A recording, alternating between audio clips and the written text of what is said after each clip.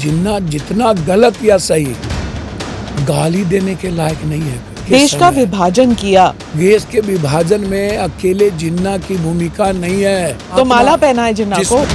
प्रशांत जी को पहले एक सलाह दीजिए कि अपने जाति का एक वोट लेने की क्षमता पैदा करें। पहले बोले एमएलए नहीं बनेंगे, बोले अब हम बनेंगे। पहले बोले मुख्यमंत्री नहीं बनेंगे, बोला हम बनेंगे। उनको कहिए कि अभी मुख्यमंत्री का सपना देखना छोड़ दे। कांग्रेस को पप्पू यादव आज तक पसंद बिहार में नहीं आया। क्यों पर? अब ये तो कांग्रेस नहीं समझेगी मैडम। हम तो रंक है, राजा है वो। हम तो पागल हैं कांग्रेस के प्यार में, राहुल जी के प्यार में। आपको कमीज से खींच के निकाला गया। कौन कर दिया? दिखा दीजिए मैडम। ये देखिए मैडम, देखिए ना, अब हम पीछे से हमें उठा रहा है ऐसे। पब्लिक है वो, काले कपड़े में मैडम। पब्लिक है पीछे, पब्लिक है वो। पप्पू यादव के लिए दुनिया पागल है, हम किसी के लिए पागल नहीं है मैडम। पप्पू यादव इस जन्म में उस मंच पे नहीं चढ़ेगा जहां पर कोई युवराज अहंकारी हो। महाराष्ट्र में जो उद्धव ठाकरे और राज ठाकरे कह रहे हैं, हिंदी भाषी और बिहारी झारखंड को जो भी चैलेंज करेगा, हम बम्बई जाके लड़ेंगे राज ठाकरे से। बिहार में किसी कीमत पर मराठी एक भी संस्था को चलने नहीं देंगे, बंद कर देंगे। अजीत सरकार मर्डर केस 9 साल के बाद हमें उसमें फंसाया गया था, और 90 के बाद लालू यादव के समय में मुझ पर केसेस हुए। लालू यादव को आप जिता रहे थे। लालू यादव को मुख्यमंत्री पप्पू यादव ने बनाया। हाँ। 11 एमएलए लेकर के। फिर क्या हुआ? उन्हें नहीं पसंद था। एक पत्रकार ने ट्वीट किया था कि आप कांग्रेस छोड़ के प्रशांत किशोर जी की पार्टी में जाने वाले हैं। मैंने तो कह दिया था उनको कि आप प्राइम टाइम में लेते थे, लेकिन सुबह सुबह ले लिए आप लगता है।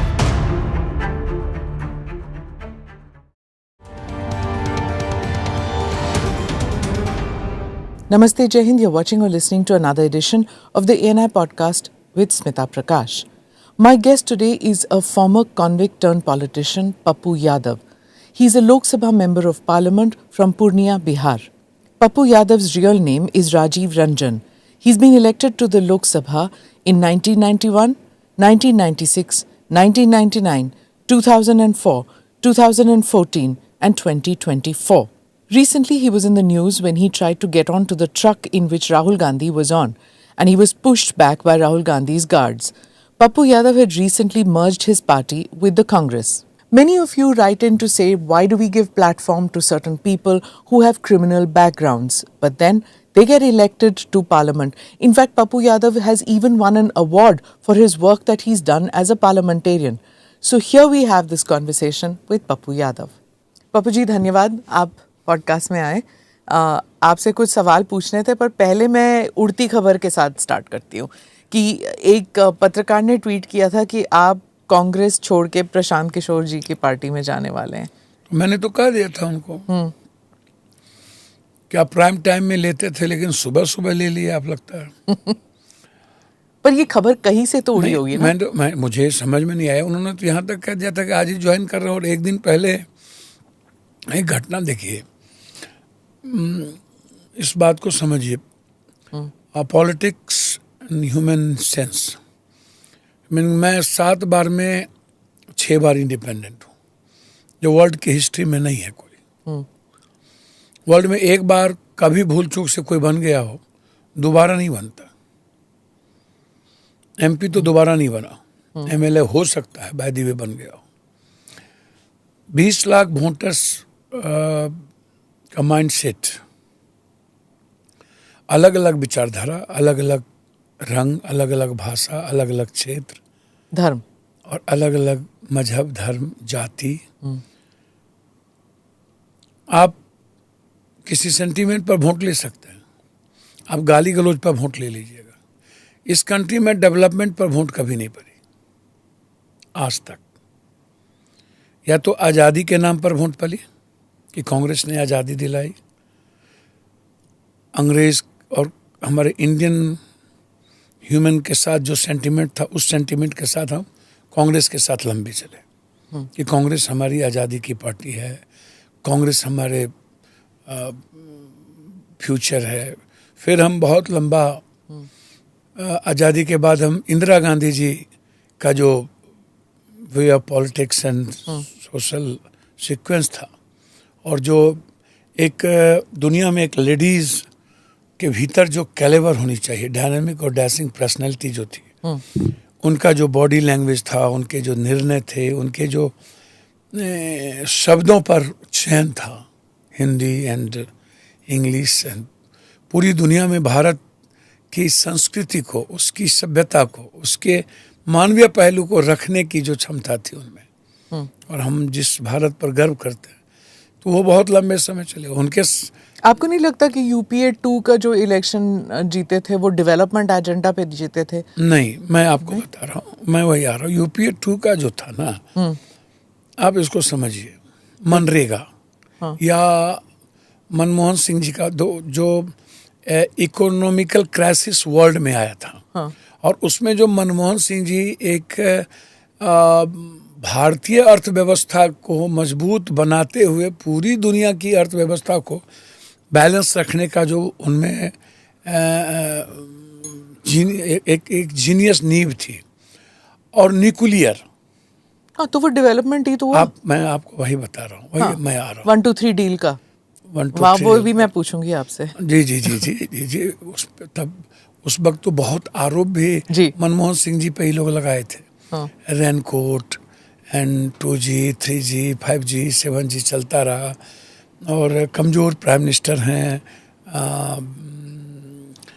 बैक दरवाजे से चलते हैं, कभी नहीं। सरकार तो गिरने वाली थी उनकी। सोनिया गांधी जी का ये नेचर ही नहीं रहा।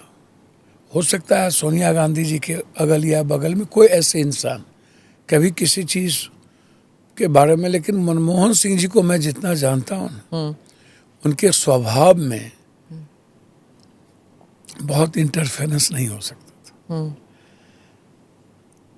तो मैं आपको बताया कि इंदिरा गांधी जब शहादत दी, तो लोगों ने कहा कि राजीव जी टूर हो गए, और हमारा कांग्रेस टूर हो गया, हाथ टूर हो गया। फिर राजीव जी की शहादत हुई, और उनका जो मासूमियत था, उनका जो चाइल्डनेस नेचर, चेहरा आप याद कीजिए उनकी मासूमियत का, और अमेरिका से लौट के आने के बाद यह एक निर्णय लेना, आप पंचायती राज व्यवस्था को सुदृढ़ ही राजीव गांधी जी ने बहुत मजबूती से किया कि पंचायत को कितना पैसा जाना चाहिए, किस चीज़ को। और फिर आज हम जिस कंप्यूटर के दौर में दुनिया को चैलेंज किए हुए हैं, वो राजीव गांधी जी की देन है। तो न्यू जनरेशन को कैसे आगे बढ़ना चाहिए, और फिर उनकी शहादत हुई तो लोगों ने कहा कि माँ भी चली गई, बेटा भी चला गया भारत के लिए, देश के लिए, और फिर वो सेंटिमेंट उभरा। 1991 की इलेक्शन आप बोल रहे हैं। फिर हम लोग मंडल पे आए। मंडल भ्रष्टाचार पे इंदिरा गांधी जी के समय आए, एक सेंटिमेंट उभरा, राजा नहीं फकीर है, देश का तकदीर है, वहाँ से निकले। और फिर हम 2.5 साल भी नहीं रख पाए अपने आप को। मोरारजी भाई या हम लोग अपने आप को 2.5 साल भी नहीं निकाल पाए। पहले हम जेपी नहीं, आप पहले की बात हम जेपी लोहिया की बात कर रहे हैं। हाँ। नहीं, राजीव गांधी के बाद तो वीपी सिंह वाली सरकार आए। नहीं, हम इंदिरा गांधी जी के समय की बात कर रहे हैं। चलिए ठीक। जिस वक्त इमरजेंसी की बात हम कर रहे हैं, कि ये सेंटीमेंट को डेवलप किया गया कि इमरजेंसी तो पा गया, और ऐसा हुआ। उस वक्त हमको एक घटना याद है राजनारायण जी की, जब इंदिरा गांधी जी को ये हराए थे राजनारायण जी, तो रायबरेली, तो उन्होंने 1 साल ही मात्र MP रहे। उन्होंने कहा, हेल्थ मिनिस्टर थे, तो उन्होंने कहा कि जो इंदिरा गांधी का नहीं हुआ, जो पब्लिक, वो मेरा नहीं हो सकता, और उन्होंने रिजाइन करके चला गया। फिर मंडल, कमंडल, फिर कब्रिस्तान, शमशान, ईद, बकरीद, जिन्ना, पाकिस्तान, लिंगायत, बोकलिंगायत। तो आप देखिएगा 90-95% जो चुनाव हुए इस कंट्री में, वो डेवलपमेंट पे नहीं हुए। आप उठा के देख लीजिए, बैकवर्ड, फॉरवर्ड। तो आपकी राजनीति कौन सी वाली है? हम जब इंडिपेंडेंट MP बने थे, इंडिपेंडेंट MLA, हमारी उम्र क्या थी? 22.5 साल, 22 साल। 67 के हम जन्म में, 59 में हम एंट्री किए हैं। कॉलेज स्कूल लाइफ से हम समाज में आए। हमारे दादा जूरी कोर्ट हुआ करते थे। 32 साल मेरे दादा मुखिया रहे, मेरे नाना फ्रीडम फाइटर थे, मेरे पिताजी आनंद मार्गी रहे, 2 बार MP का चुनाव लड़े, मुखिया भी रहे, प्रमुख भी रहे, और वर्ल्ड घूमते रहे। तो हम लोग एक बड़े जमींदार परिवार से आते हैं। अकेला थे, कभी चंद्रशेखर जी ने आह्वान कर दिया तो नेपाल माओवादी से लड़ने चले गए, क्योंकि मधेशियों को इतना वो लोग मार रहा था, मतलब आप अंदाजा नहीं कर सकते हैं। हर दिन मधेसी परिवार था। तो हम लोग मधेसी, चूँकि हम लोग का इंडियन जो ताकत थी उस पर वार था, तो कभी मधेसी कभी नक्सल के बीच से निकलना बहुत मुश्किल थी हम लोग, मेरे लिए। तो हम आनंद मार्ग स्कूल के प्रोडक्ट थे। तो आनंद मार्ग स्कूल में आप इसको जान लीजिए, मैम आप तो बहुत जीनियस हैं, हम लोग स्पिरिचुअलिज्म स्कूल से पढ़े, जो पहले हम एक मोरल एजुकेशन, एक मोरल वैल्यू को किया गया। तो ये जो मोरल वैल्यू है ना, और नव मानवतावादी जो सबसे पहले हमें किस लाइफ को जीना, तो वो मॉरल वैल्यू से हट के आप बाहुबली कैसे बने फिर? हमको तो एक बात समझ में नहीं आता मैडम, हम बाहुबली बने कैसे, हम क्यों बाहुबली बने?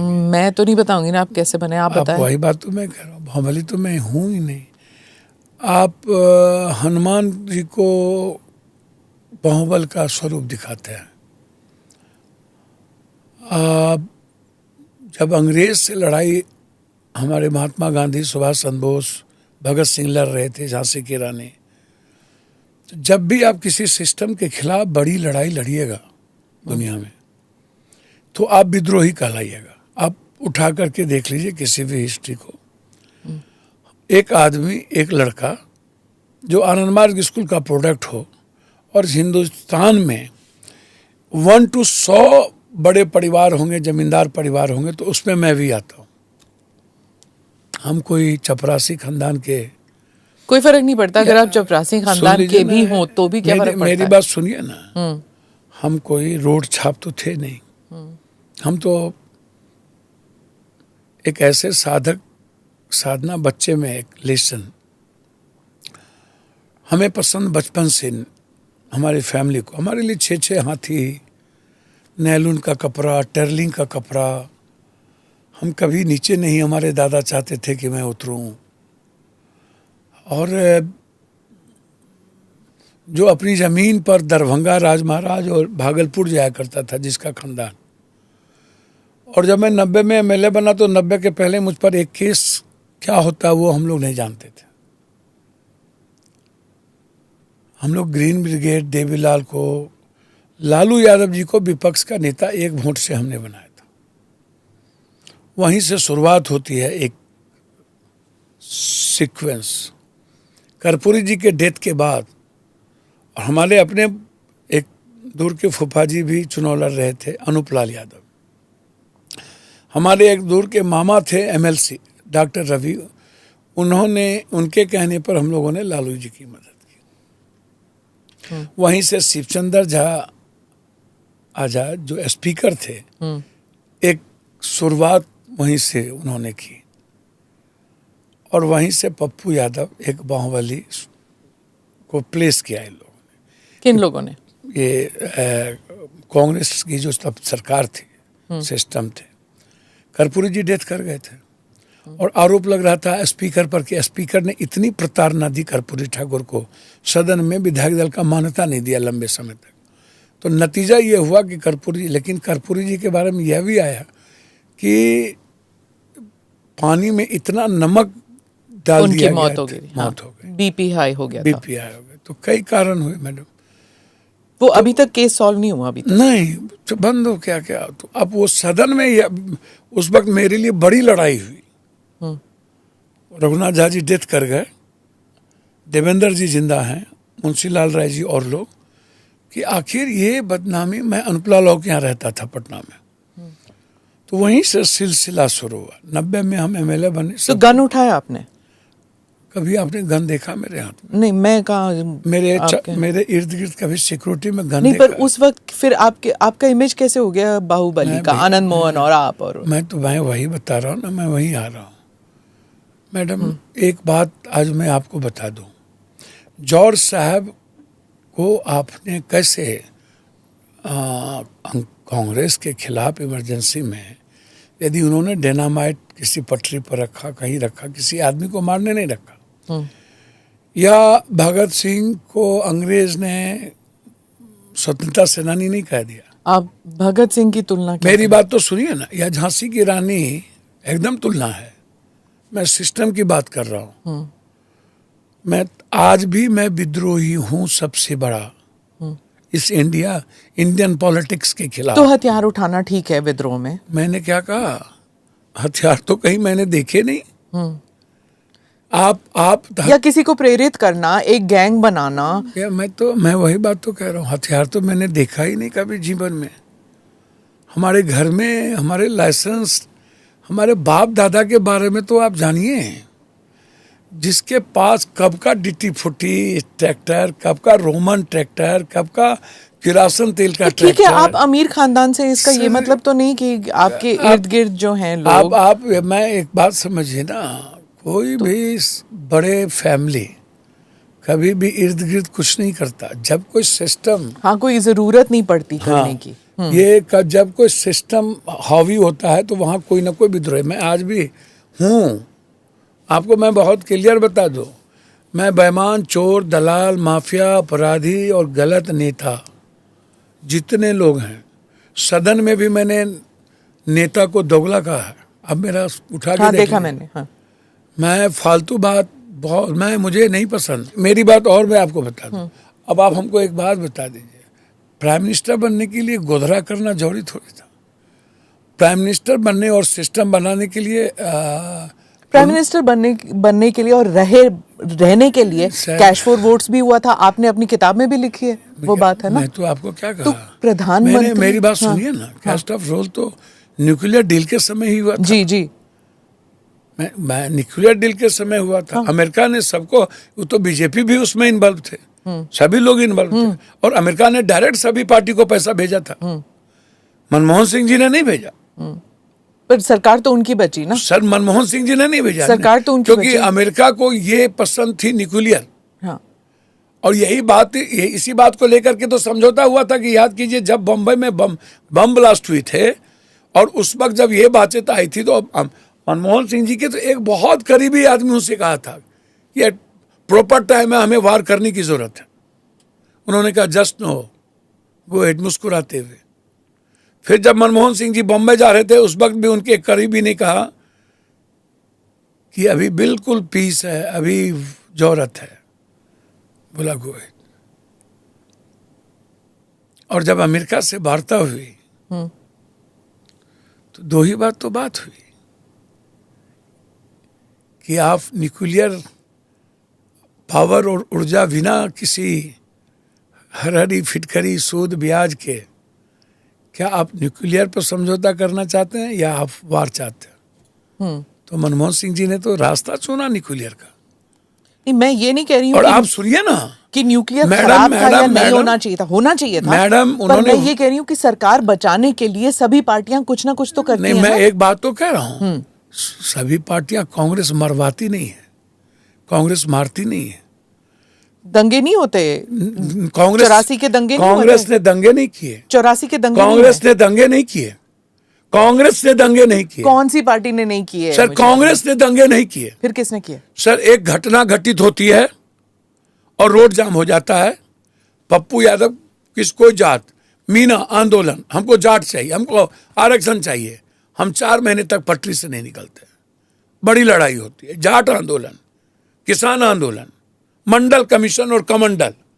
जब मंडल आगे बढ़ा आरक्षण को लेकर के, तभी तो बीपी सिंह और कर्पूरी जी की सरकार कब गिराई थी बीजेपी ने, और कमंडल कब लाया गया, और कमंडल लाने के बाद कितने लोग मरे,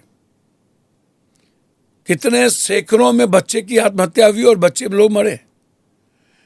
मैं कह रहा हूं कि ये जो सेंटीमेंट है, इंदिरा गांधी मंडल कमीशन राइट्स जो है वो कमंडल की वजह से नहीं, वो मंडल कमीशन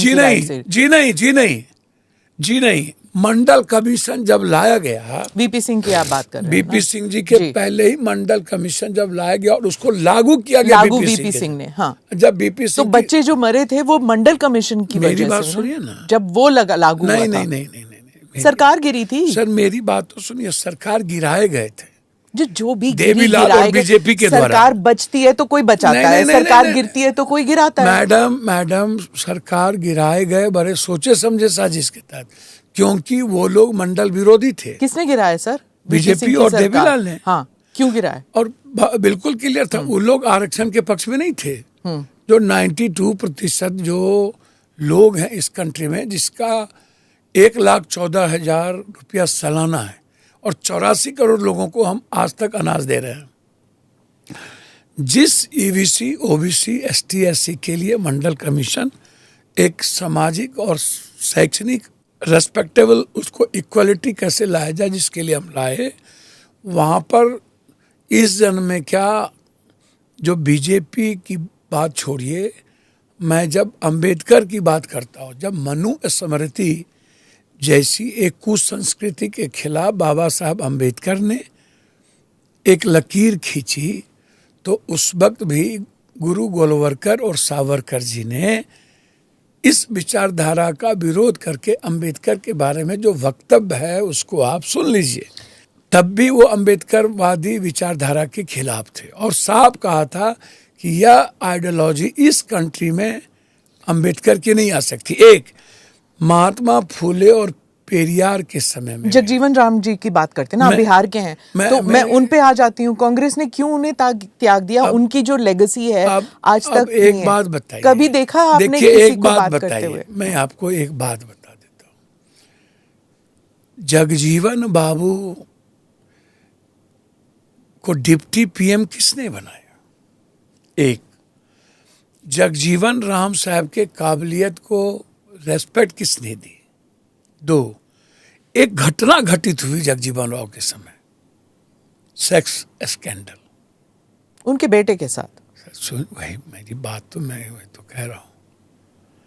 और उस वक्त नैतिक मूल्यों की बहुत वैल्यू थी। अब नैतिकता खत्म हो गई है कि नैतिकता संविधान में है ही नहीं, तो नैतिकता उन्होंने तो कुछ नहीं किया था। नहीं, मेरी वह तो वहीं आ रहा हूँ, है ना। पुत्र मोह किसको नहीं है? लाल नहीं है ना।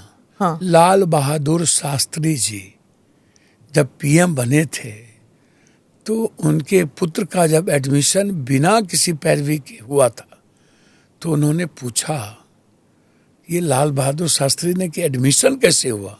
आप खूब बात को मोड़ रहे हैं। जब मैं सवाल पूछती हूँ आप कहीं और चले जाते हैं। आपने अभी मैंने सिर्फ पूछा कि बाबू जगजीवन राम को क्यों बुलाया कांग्रेस ने?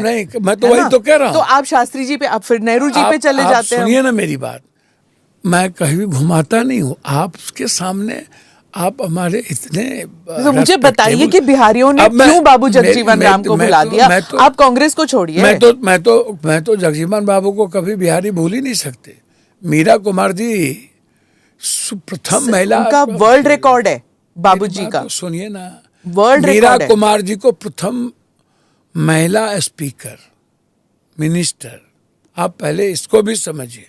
और आज भी मीरा कुमार को कांग्रेस के तरफ से लास्ट चुनाव में भी कांग्रेस का ही रेस्पेक्ट रहा। मैं बताऊं आपको पप्पू जी, अगर कल को ना मोदी जी या अमित शाह जी बाबू जगजीवन राम की तस्वीर रखेंगे ना, तब कांग्रेस उठ पड़ेगी, जैसे पटेल की रख दी थी।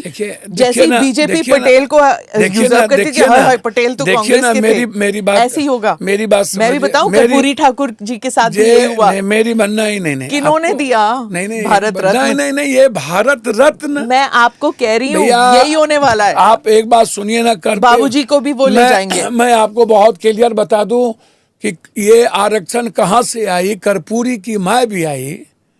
ये नारा, ये गाली किसने दी? आरएसएस ने। कर्पूरी की सरकार को किसने गिराया? बीजेपी ने। और इतने ही नहीं, मत दो भारत रत्न। सुनिए ना, कर्पूरी जी को मरवाया किसने? उस पे भी जा सकते हैं। बिल्कुल। हाँ। अच्छा, पहले हम आपकी बात आप आइए ना। जगजीवन बाबू, जगजीवन राम जी, मैं बिहार को बहुत पढ़ा हुआ ना, इसलिए तो दिक्कत है। मैडम, हम इंडिया को बहुत पढ़े हैं जी। और हमारा पूरा फैमिली अमेरिका, हमारा पूरा फैमिली वर्ल्ड क्लास का एजुकेशनिस्ट है, छोटा नहीं। हमारी पूरी फैमिली में भरे हुए हैं, डॉक्टर से लेकर के सारे जितने बौद्धिक, हमारी एक बार तो फिर क्यों आप बाहुबली बन गए फिर वही बात, आप बार बार आप वही शब्द का सब इतने पढ़े लिखे लोग बार हैं, बार मेरी बात सुनिए आप ना, इतने समृद्ध परिवार के हैं, बार फिर क्यों इसमें आए नहीं आप? दिक्कत क्या है कि आप बार बार एक शब्द का चयन, बाहुबली। अच्छा ठीक है, आप मुझे बताइए क्या बुलाऊं आपको? मैं माफिया? अब दोनों पूरा वर्ल्ड, वो तो नहीं अच्छा लगता ना। पूरा वर्ल्ड हमको गरीब का हाँ, रॉबिन हुड वो भी है। हाँ सर सुनिए ना, हाँ, वो भी आपको कहते हैं कि आप रॉबिन हुड, 90 करोड़ों रुपए आप बांट देते हैं। 90%। क्या आपका लाइन है, लक्ष्मी अंदर तो दरिद्र बाहर, ये भी आपने कहा ना, दरिद्रता बाहर। नहीं, मैंने कहा ये लक्ष्मी घर दरिद्र बाहर से कुछ नहीं होना है। तब तो सारे गरीब लोगों ने कहा हमको एक दिन उपवास कर लो तो भगवान मिल जाएगा। हमने कहा दुनिया में गरीब से ज्यादा उपवास तो कोई करता ही नहीं है। हाँ। लोगों ने कहा काला ड्रेस पहन लोगे तो यात्रा खराब हो जाता है। मैंने कहा अरे पागल, ब्लैक बोर्ड तो काला ही होता है, हर जिंदगी उसी से हम जीनियस हो जाते हैं। लोगों ने कहा, हमने कहा मूसा की सवारी गणेश जी करते हैं और सबसे ज्यादा मूसा को यही लोग मारते हैं घर में।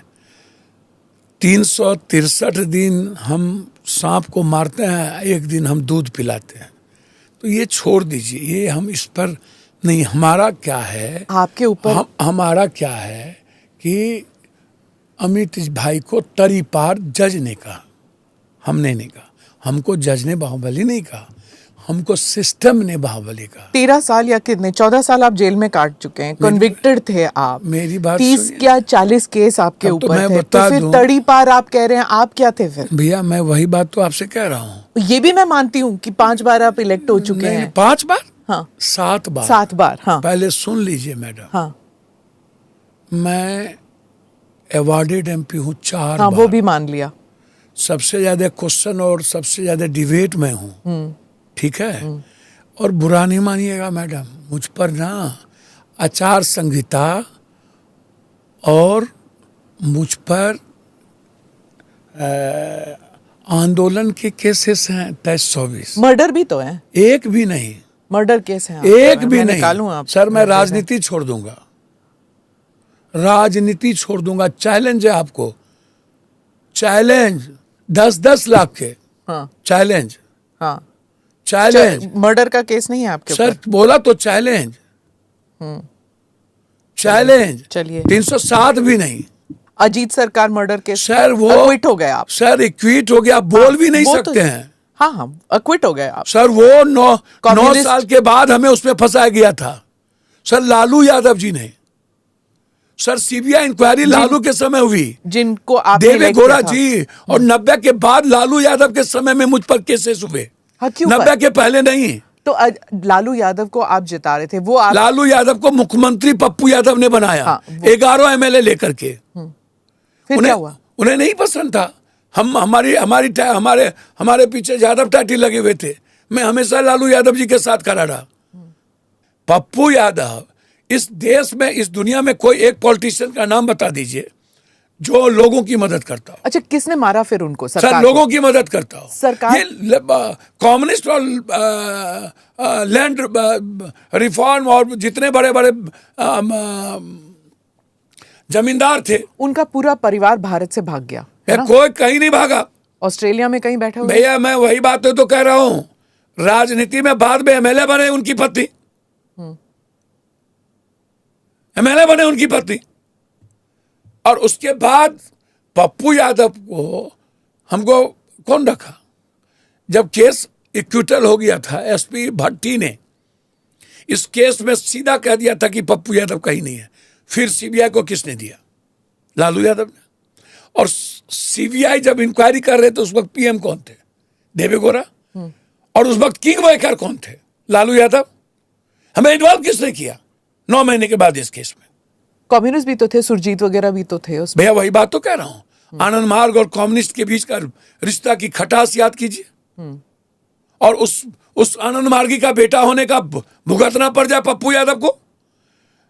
मेरा 12 साल इन लोगों ने लिया, लालू यादव और इन लोगों ने। मैं यहां होते हम आपके आशीर्वाद से जो व्यक्ति पूरी दुनिया के हर गरीबों को आंसू पोंछता हो, I am the son. Sir, मैं गरीबों को भगवान मानता हूं। कोई गरीब नहीं आंसू रो सकता। और जस्टिस भगवान से भी लड़ना पड़ेगा तो गरीब के लिए लड़ूंगा।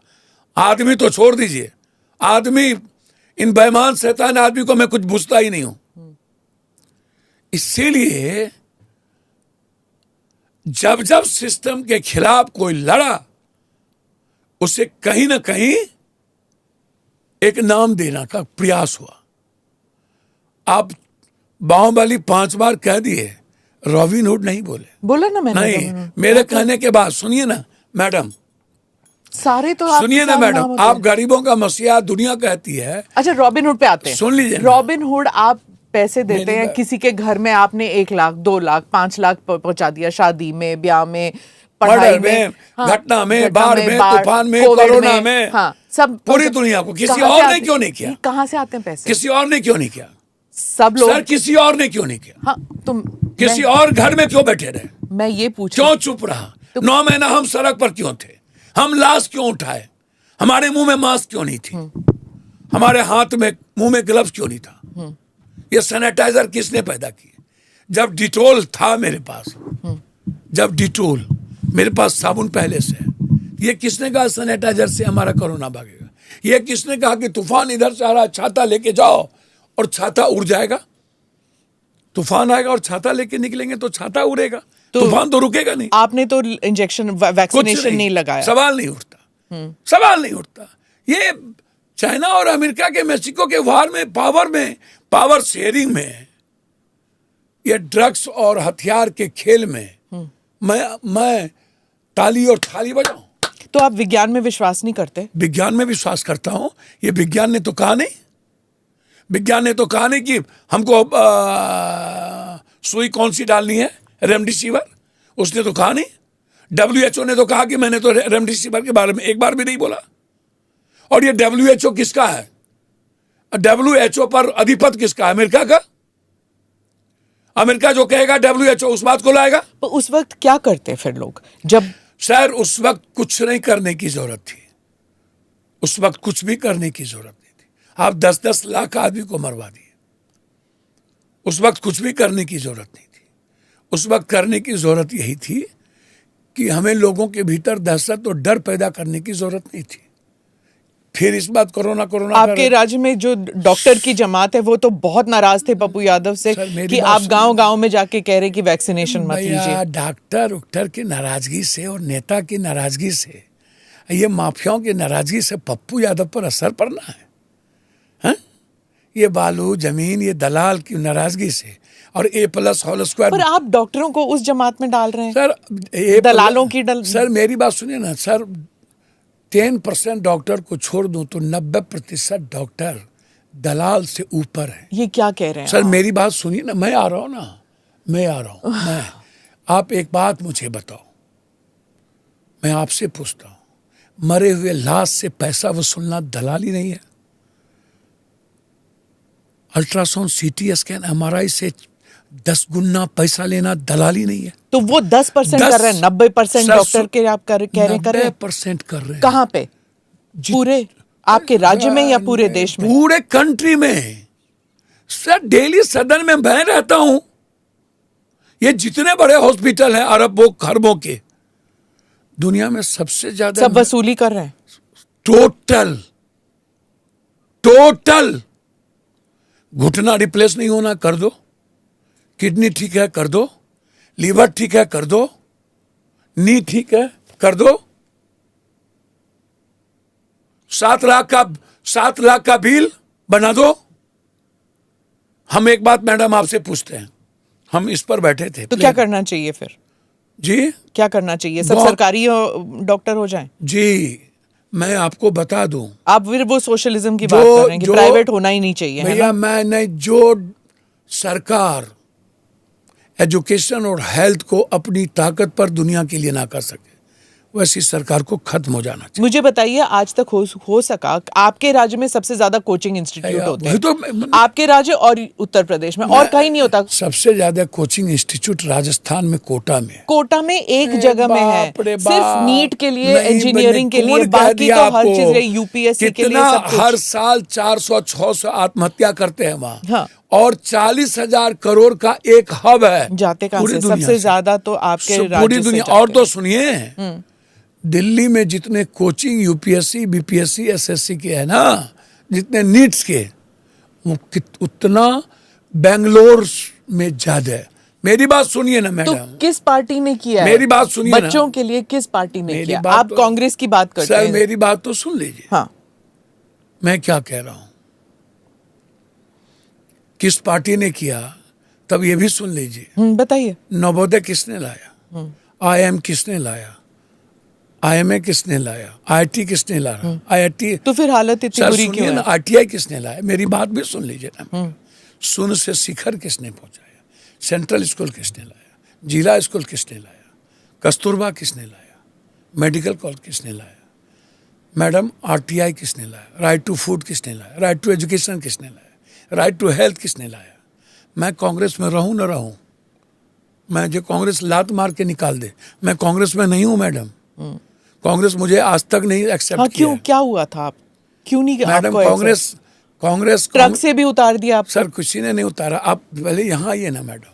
मैंने देखा ना वीडियो। मैडम आपने पूछा पैसा कहाँ से लाते हैं। हाँ। मैडम मैं आपके घर के हूँ, मेरे पास 9,000 बीघा जमीन था मैडम, 9,000। मैडम मेरे पास कुछ नहीं बचा। मेरा कोई आप चैलेंज है मैडम आपको? बस आज यही सुनना बाकी था कि पप्पू यादव जी गरीब हो गए। मैडम मेरे पास कुछ नहीं बचा, मेरा एक धंधा नहीं है मैडम। मैं आनंद मूर्ति जी की सौगंध खा के कहता हूँ मैडम, मेरे पास मैं आज तक एक ठेकेदारी नहीं किया। इस देश के सारे एमपी एमएलए की बेटी, बीबी, सारे एमपी एमएलए का साला, ससुर, रिश्तेदार के नाम से, जिसके पास साइकिल नहीं थी वो अरबपति है मैडम, खरबपति है। ये लोग सारे कुकर्म और धंधे करते हैं madam. Money will must first and just. तो फिर आपके पैसे मैडम सुनिए ना मैडम, आप जमीन बेच के आप दे रहे हैं क्या? Madam money will must first and just. After money in लोगों के लिए पॉर्न, ऐशो आराम की जिंदगी। आफ्टर ऐशो आराम caste will must first and just, religion will must. Sir ये क्षेत्रीय पार्टी जात पात नहीं करे ना, और बड़ी पार्टी हिंदू मियाँ, मैडम मुखिया में चुनाव नहीं जीतेंगे। मैं रॉबिन हुड नहीं हूँ मैडम, और ना मैं गरीब का मसीहा हूँ, और ना मैं बाहुबली हूँ। फिर क्या है? सच्चाई के रास्ते पर चलने वाला एक साधारण इंसान हूँ, जो सिर्फ गरीबों के बेटे के रूप में उसके पैर छू के अपने को आंतरिक खुशी पाता हूँ। पर वो वोट जब देते हैं तो आप हजारों लाखों रुपए दे रहे हैं ना, उसका भी तो फर्क पड़ेगा। मेरी बात सुनिए ना मैडम, तो और लोग क्यों नहीं जीत लेते? तो बाकी लोग भी अदानी अंबानी क्यों नहीं? नहीं मैडम, नहीं, वो नहीं आना चाहते नहीं मैडम, उसके नवाब की दिन नहीं है madam. Sir madam Mahatma Gandhi क्यों नहीं पीएम बन गए? जेपी क्यों नहीं पीएम बन गया? लोहिया क्यों नहीं बन गया? पहले महात्मा गांधी कहते कि नेहरू जी आप रुको। देखो मैडम एक बात मैं बता देता हूँ, जिन्ना कितना गलत और सही, इसको लिख लो मत, गाली देने के लायक नहीं है। गलत नहीं था, सही था। मैंने कहा जिन्ना जितना गलत या सही, गाली देने के लायक नहीं है कोई। इस कंट्री में अपनी आइडियोलॉजी के साथ हर लोग चलते हैं। गांधी जी के देश का विभाजन किया, देश के विभाजन में अकेले जिन्ना की भूमिका नहीं है। देश के विभाजन में परिस्थिति जन सरकमस्टांशियल परिस्थिति थी, जिसमें तो माला पहना है जिन्ना को। जिसमें कौन कहता है आपको किसी को माला पहनाने के लिए? तो फिर क्या कह रहे हैं आप? मैं आपको सही कह रहा हूं। एक बात याद रखिएगा कि परिस्थिति, जिन्ना को माला पहनाने के लिए अडवाणी, अटल जी और पीएम बनते ही नरेंद्र मोदी जी ने सबसे पहले इस्लाम को सही मान कहा था। नरेंद्र मोदी जी ने कि इस्लाम से अच्छे, इस्लाम से सच्चाई पर चलने वाला वर्डिक्ट है, शब्द है। तो इस्लाम अलग बात है, जिन्ना अलग बात है। और हम मैं- जिन्ना और की मैं बात कर रहे हैं। और मैं आता आप हूँ। जिन्ना और जिन्ना इस्लाम के को मजार क्यों पर जोड़ कौन रहे हैं? गए थे? कौन गया था? वही तो पूछ रहा हूँ नहीं, जिन्ना को सर, उन्होंने जिन्ना कहा के था, मजार पर कौन गए थे? अडवाणी जी जब गए थे सर, पाकिस्तान, और उन्होंने कहा था कि सेक्युलर, और उन्हें पार्टी ने हटा सर, दिया था। सुन लीजिए ना मेरी है ना? बात। पार्टी ने किसको हटाया किसको नहीं हटाया छोड़िए। जो 2 सीट से जो अटल और अडवाणी ने कहां से कहां पहुंचा दिया बीजेपी को, हाँ, मैं आज वो बात आपको कह रहा हूं। मैं ये कहना चाह रहा हूं, मुझे समझ नहीं आ रहा आप कहना क्या चाहते हैं मैं- जिन्ना के बारे में। पहले एक एक करके करते हैं ना। मैं कहना क्या चाहता हूं जिन्ना के बारे में और नेहरू जी के। आप कांग्रेस आप नेहरू को छोड़िए, जिन्ना की बात आप करिए। कांग्रेस तभी से कर रहे थे। नहीं, मैं कांग्रेस नहीं कर रही, मैं जिन्ना कर रही हूँ। मैं आज आपको बता रहा एक हूं। एक करके करते हैं हाँ, पप्पू जी, भैया तो हम गोल गोल घूम रहे हैं। सुनिए ना, मैं गोल गोल नहीं घुमा रहा। मैं घूम रही हूँ। नहीं, हाँ। अब मत घूमिए। मुझे बिल्कुल ही समझ नहीं आ रहा हम किस बात आपने हमसे पूछा कि इतने पैसे कहाँ से आते हैं। वही तो मैं कह रही हूँ, एक चीज का तो मैं जवाब एक बात नहीं मिल रहा। बोलूं, हाँ। मैं लूट के लाता हूँ बांट देता हूँ। सब तो लुटे रहे हैं, ये क्यों नहीं बांटते हैं? यदि मैं सीधा उत्तर दे दूं आपको, तो यदि मैं यह ना कहूं कि हमको दुनिया, हमारी फूफा की 10 फैक्ट्री हैं अमेरिका में मेडिसिन के, अपने फूफा की एक बुआ के इतनी फैक्ट्री हैं कि हम 1 to 10 में आते हैं वहां पैसे के मामले में। हमारी बहन, सगी बहन एक ही है, अनीता। हमारे बहन ये डॉक्टर, उनके पास 86 कॉलेज हैं यूपी में। यदि मैं यह करूं कि मेरे सारे सारू अरबपति हैं, किसी को लुधियाने में फैक्ट्री है, मैं यदि यह बोलूं कि मेरा सारा रिश्तेदार अरबपति है, ठीक है फिर। और मैं सीधा आपके पास ये ना कहा कि उत्तर दे देता हूं। हाँ, जवाब तो दे कि दिया ना आपने। मैं पीएम को आज चैलेंज कर रहा हूं कि पूरे देश के नेताओं की संपत्ति, उसके खानदान की रजिस्ट्री ऑफिस और किसके नाम से चुनाव, एमपी एमएलए बनने के बाद किसने संपत्ति बढ़ाए। हाँ, बिल्कुल ठीक। मैं जांच मांगता हूं। मैं भी मांगती हूँ, ठीक है। जांच, और किस मेरे सामने। चलिए, मैं और पप्पू यादव जी एक बात पे तो हम अग्री कर गए। अब आप रॉबिनहुड, हाँ, रॉबिनहुड का जवाब दे दिया। नेता ही नहीं, मैं नेता के पहले सबसे पहले 4 संस्था की जांच मांगता हूं। पहला, पदाधिकारी। ये लोग इतने लूटे हैं कि दुनिया के देश के को गरीब बना दिया। सारे पदाधिकारी लोग, पदाधिकारी से कौन से पदाधिकारी? ऊपर आईएएस से लेके आईपीएस से लेके सब, जो आजकल बिहार चला रहे हैं। लुटेरे जो आजकल देश चलाते हैं दुनिया में, शुरू से लेके बेईमानी शुरुआत ही पदाधिकारी से हुई थी, नेताओं से नहीं हुई थी। पप्पू जी, आप कह रहे हैं कि आपके परिवार में इतने समृद्ध लोग हैं और इतने समृद्ध परिवार से आप आते हैं, अब आप गरीब हो गए। मेरी बात है ना, कि सारा जमीन गया। आप मेरी बात सुनिए। हाँ, तो वो अगर हो सकता है तो इस तरफ भी हो सकता है। अंग्रेज इस तरफ क्या हो सकता है? अच्छा, एक बात अभी भी रह गई है जो मेरे को खटक रही है, जो आपने जिन्ना के बारे में बोला था, वो बात खत्म कर दीजिए, फिर अगले में चले जाते हैं। मैं इसी को खत्म कर रहा हूं। मैंने कहा कि मैं डेली बांटता हूं 10 लाख। कब से बांटता हूं? 84 से। मेरे बाप दादे के पास 32 हजार भैंस होते थे, तो दादा दूध और चूरा लोगों को रास्ते से खिलाता था। हमारे यहाँ डेली, दिल्ली में हमारे यहाँ न्याय का मंदिर है, मेरा कोठी। हम और मैडम एमपी रहे, एक में हम रहते थे, एक में पूरी दुनिया के गरीब का इलाज कराते थे। आज भी मेरे यहाँ 28 रूम है, बगल में आके देख लीजिए। और डेली 500-600 लोग खाना खाते हैं, डेली डेली। यहाँ पूर्णिया घर पे 2,000 से 3,000, पटना में 150 से 200, खुर्दा में 300 से 400।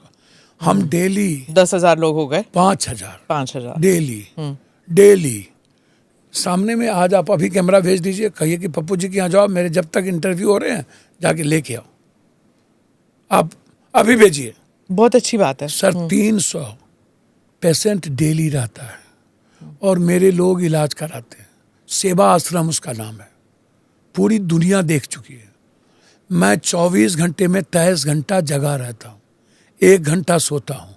मुझे सोए हुए 42 ईयर हो गए मैडम। 38 ईयर। क्यों? मैं लगातार कंटिन्यू वर्किंग रहता हूँ अपने उस गरीब और उस व्यक्ति के लिए।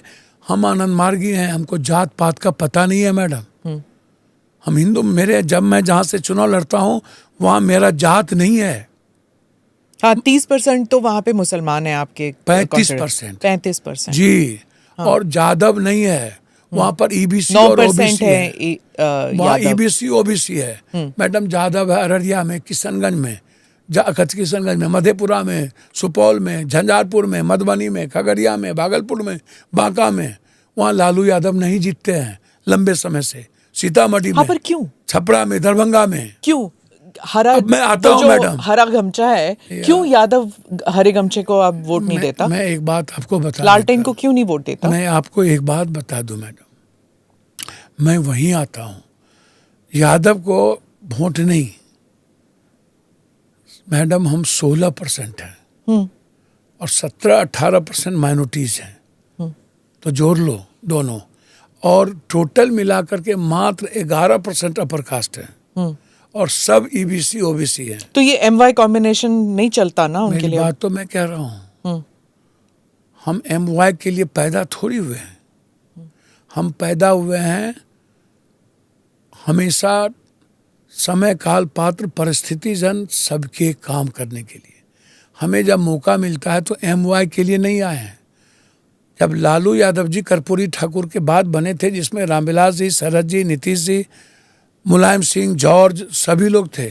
जॉर्ज क्रिश्चियन थे मैडम, बिहार ने एक्सेप्ट किया। कर्नाटका से थे, क्रिश्चियन थे मैडम। मधुलिमय को बिहार ने एक्सेप्ट किया मैडम। किशनगंज में बाहर के लोगों को ही सब एक्सेप्ट किया। वो जो पत्रकार थे मुस्लिम, क्या नाम था, एमजे अकबर, हाँ, एमपी उन्हीं को बनाया। साबुद्दीन को बाहर से बनाया। मुफ्ती साहब को कटिहार से बनाया। यूनुस सलीम को कटिहार से बनाया। बिहार हमेशा शरद यादव को मध्य प्रदेश से बनाया। बिहार हमेशा जीनियस को रेस्पेक्ट दिया मैडम, और जगह रेस्पेक्ट नहीं मिली। जॉर्ज को और जगह रेस्पेक्ट नहीं मिला। बताइए तो जो सवाल मैंने आपसे और पूछा। मैं वही बात आ रहा हूं, तो ये जाति नहीं थी, हमको सबको ले चलना था। सामाजिक न्याय की व्यवस्था थी। लंबे समय से एक व्यवस्था के खिलाफ लड़ाई थी और उस व्यवस्था में एक बड़ा संख्या था यादवों का, जो हमेशा एक मजबूत स्तंभ लाठी लेकर के गरीबों के पीछे खड़े रहते थे। और जब हम सत्ता हमारी बनी तो यादव हमेशा खड़े रहे, लेकिन सरकार के जो लठे तो ठेकेदार थे, उनके आचरण, उनके चरित्र के कारण, व्यवहार के कारण, बोली के कारण हम जिसके लिए खड़े थे वही हमसे दूर होते चले गए। वो उस वक्त की बात है जब वो रणवीर सेना बनी थी, और रणवीर सेना, लोरिक सेना, कुर्मी सेना, बहुत सेना थी बिहार में। हाँ, एक सेना नहीं थी। नक्सल मूवमेंट बहुत लंबे समय से बदलाव के लिए था। माले फिर बाद में आई, उसके पहले अलग अलग नक्सलिज्म का अलग अलग पार्ट था मैडम। सामाजिक न्याय का दौर तब से शुरू नहीं हुआ। सामाजिक न्याय का दौर नक्षत्र, मलाकार, और जब बंगाल से हम इनके भू हतबंदी कानून, जमीन संबंधित विवादों के बीच, और जब लाल कार्ड और हरा कार्ड की बात आई और लालू यादव जी की, कर्पूरी ठाकुर जी, जगदेव बाबू को मारते मारते सामाजिक न्याय में मार दिया गया। जगदेव बाबू जी ने जब नारा दिया था अब की बारी भादों में, गोरी कलाई कादों में, तो लाठी से पीटते पीटते जगदेव बाबू को मार दिया गया। और राज कवि दिनकर और विद्यापति कवि का वो शब्दों का चयन याद करिए। उन्होंने कहा था कि एक दिन गरीब जगेगा और आप होश नहीं कर पाओगे। हमेशा शहीद सूरज नारायण सिंह की बात याद कीजिए, पंडित रामनंदन तिवारी की बात याद कीजिए। हमेशा पिछड़ों के और सामाजिक न्याय के लोगों के साथ खड़ा रहे। आप रेणु की बात याद कीजिए। तो क्या लालू यादव और उनका और लालू यादव जी जब आए तो निश्चित रूप से पप्पू यादव, लालू यादव, ये लोग मंडल कमीशन की जब लड़ाई हुई तो सर मेरी मां पर गोली चली, मेरा बॉडीगार्ड मारा गया, मेरी भाभी मारी गई, हमने अपने भाई को खोया, अपने भाई को जहर दे दी गई। आप इसको ऐसे हल्के में मैडम, हम किसी और नीतीश कुमार जी साथ में थे। बीपी सिंह की सरकार में उप मंत्री थे, देवीलाल के साथ कृषि मंत्री थे। उनका भी तो योगदान रहा था। नहीं, उस वक्त जो योगदान है आप इसको जान लीजिए।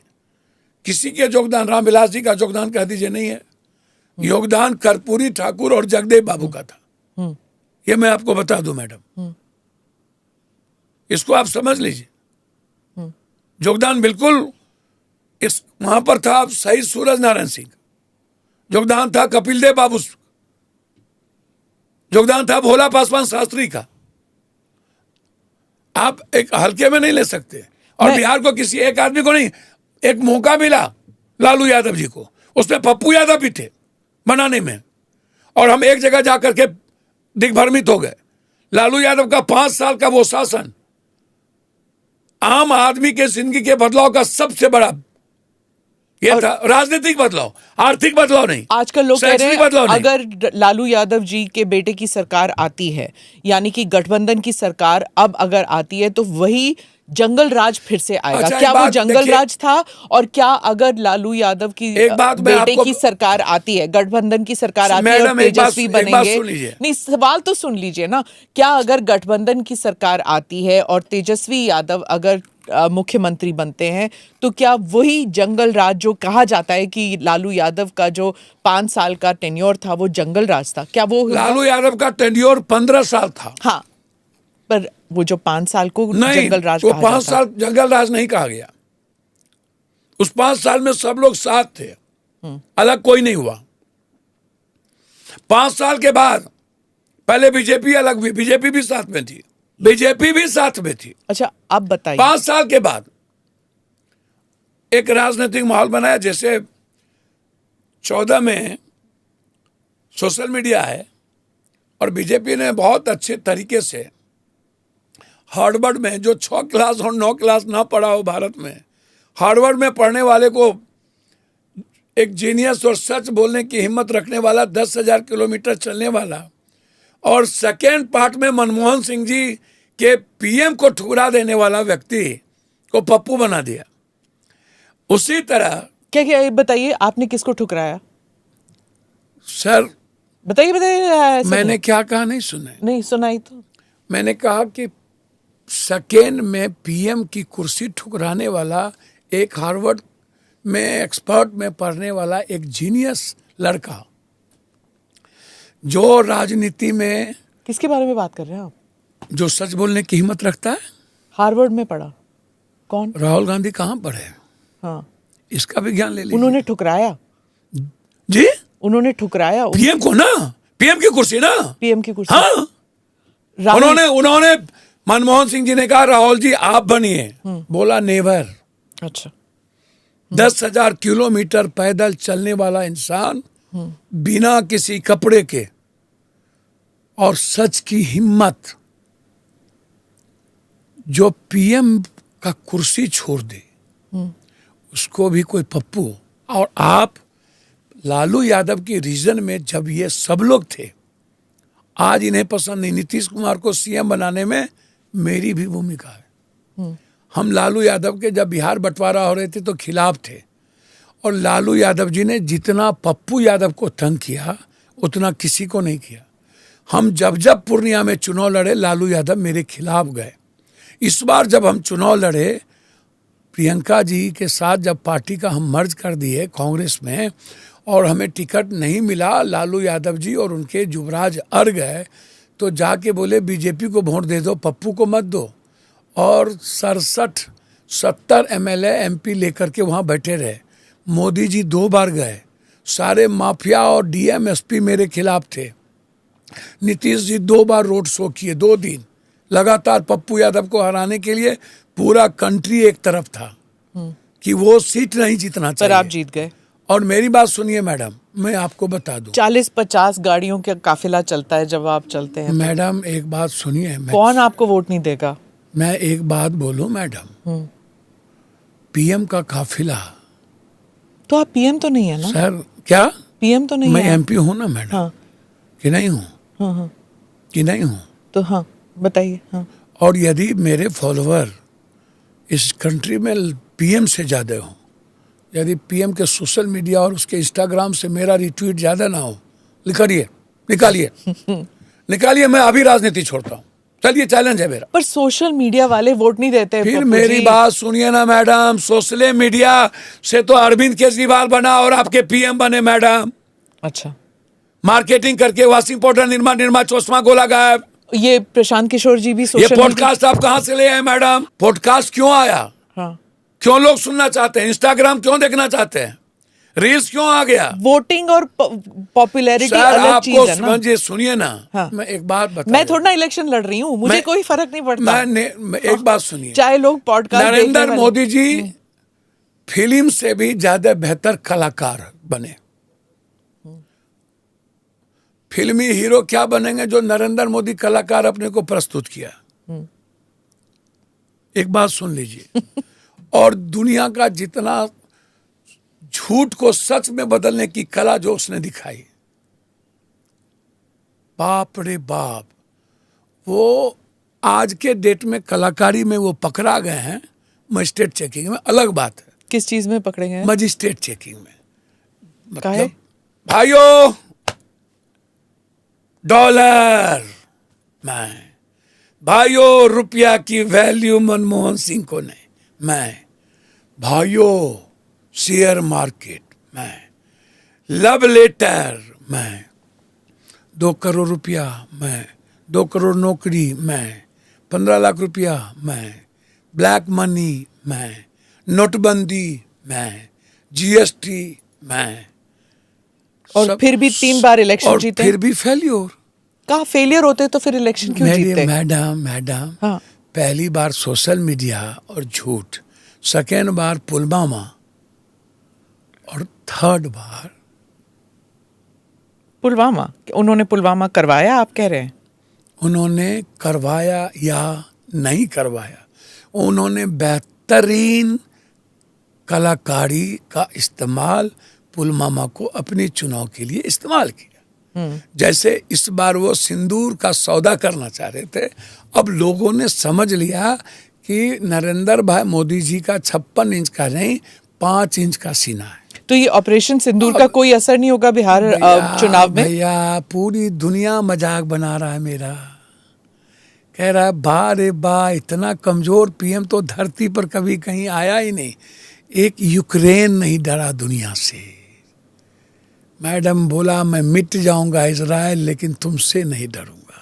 ये इजराइल कहते हैं ईरान, बोला तुमसे नहीं डरूंगा। एक छोटा सा देश अपने देश के आत्मसम्मान के लिए वर्ल्ड को चैलेंज कर देता है, और हम समझौता करते हैं। छोड़िए उन बातों पर मैडम, मैं आपको एक बात सिर्फ इतना कहना चाहूंगा, आप पप्पू यादव के बारे में आपको खुला चैलेंज है। सोशल मीडिया और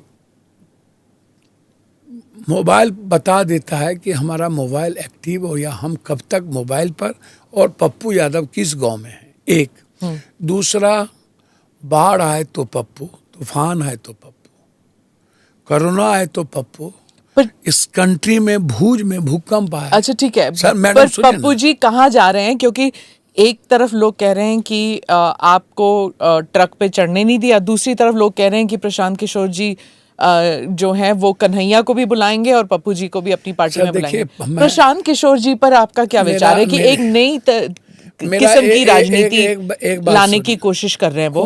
कौन? प्रशांत किशोर। मैं एक बात बोलूं मैडम, मैं प्रशांत किशोर जी या किसी किशोर जी का रेस्पेक्ट करता हूं, व्यक्ति का अनादर नहीं हो सकता। अरविंद केजरीवाल जी कौन किस्म की राजनीति दिल्ली में लाए? सबसे ज्यादा क्रांतिकारी थे वो। सबसे ज्यादा भ्रष्टाचार का आरोप उसी पे लग गया, सबसे ज्यादा जेल वही डाली है, सबसे ज्यादा पंजाब में ड्रग्स और दारू लाने का आरोप उसी पे लग गया, उसी की सरकार पे लग गया। सबसे ज्यादा टेररिज्म को बढ़ावा देने का भी आरोप इन्हीं पर लग गया। सबसे ज्यादा एक नैरेटिव निगेटिव राजनीति करने का आरोप लग गया, और अहंकारी राजनीति, और सारे पूंजीपति को राज्यसभा में ले आए।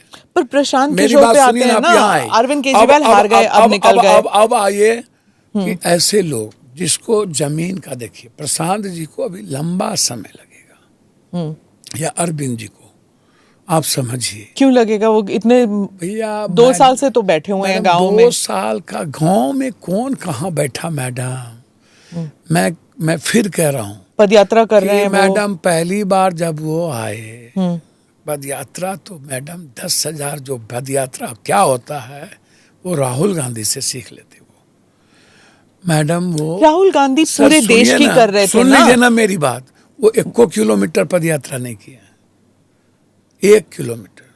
मैं आ रहा हूं ना वहां, वो उनको सबसे पहले हायर इंडिया में किसने किया? अमेठी के लिए कांग्रेस ने। वहां से वो निकले तो चले गए मोदी जी के पास, बोला कि हम आपके रूम के बगले में रहेंगे। वहाँ उन्होंने एक अपने पढ़े लिखे चीज़ों को, मैं एक बार और फिर आपको आज कह रहा हूँ, जब आप कह रहे थे कि डॉक्टर क्यों, मैडम जब आप आज तनख्वाह देना बंद कर दो और कहो सैनिक में भर्ती होने, कोई हो कि एक दिखा दो तो जो बोलो आप। मैडम मैं उसी बात को यहाँ आ रहा हूँ, डॉक्टर पढ़ाई किया, हम भी पढ़ाई किए, आप भी पढ़ाई किए मैडम, आप जीनियस हैं तो आज सारी चीज़ के नॉलेज के साथ मेरे सामने है। हम टीचर बने तो हमको किस सब्जेक्ट को पढ़ाना है हमने वो पढ़ा दिया। हम डॉक्टर बने तो हमको किस तरीके से इलाज करना है हमने वो पढ़ाई की। इसका मतलब ये थोड़ी है मैडम कि 30 रुपया की दवाई और 10 रुपये की दवाई हम 1600 रुपया में बेचें, MRP 48 रुपया, और सारे जितने बड़े बड़े Pappu ji please sir madam सुनिए ना, सवाल कहाँ से मैं आ रहा हूँ ना वहीं, MR डॉक्टर की बीवी बाल बच्चा को विदेश ले जाए और MR जमीन खरीदवाए, और मेडिकल माफिया दवाई माफिया दवाई फैक्ट्री के मालिक जमीन खरीदाए, और उसकी दवाई को डॉक्टर 10 दवाई को लिखे, और डॉक्टर लिखे कि यहीं पर तुमको अल्ट्रासाउंड, यहीं पर CT स्कैन, यहीं MRI करना है, इसी जांच घर में MRI करना है, और यही दवाई लेना है, तुमको बाहर से नहीं लेना है, तुमको मेरे ही अस्पताल का ये समोसा 100 रुपये में लेना है, बाहर से कोई खाना नहीं है। वो मेडिकल मैल प्रैक्टिस की बात। आया एक एजुकेशन माफिया। मैडम जब कोई एक अच्छा आदमी, मैं इस कंट्री में अभी तक एक अच्छा आदमी नहीं मिल पाया मैडम, मुझे भले आदमी की कमी नहीं है, भले आदमी, अच्छा आदमी नहीं मिला। मैं गरीब की फिर बात नहीं कर रहा हूँ।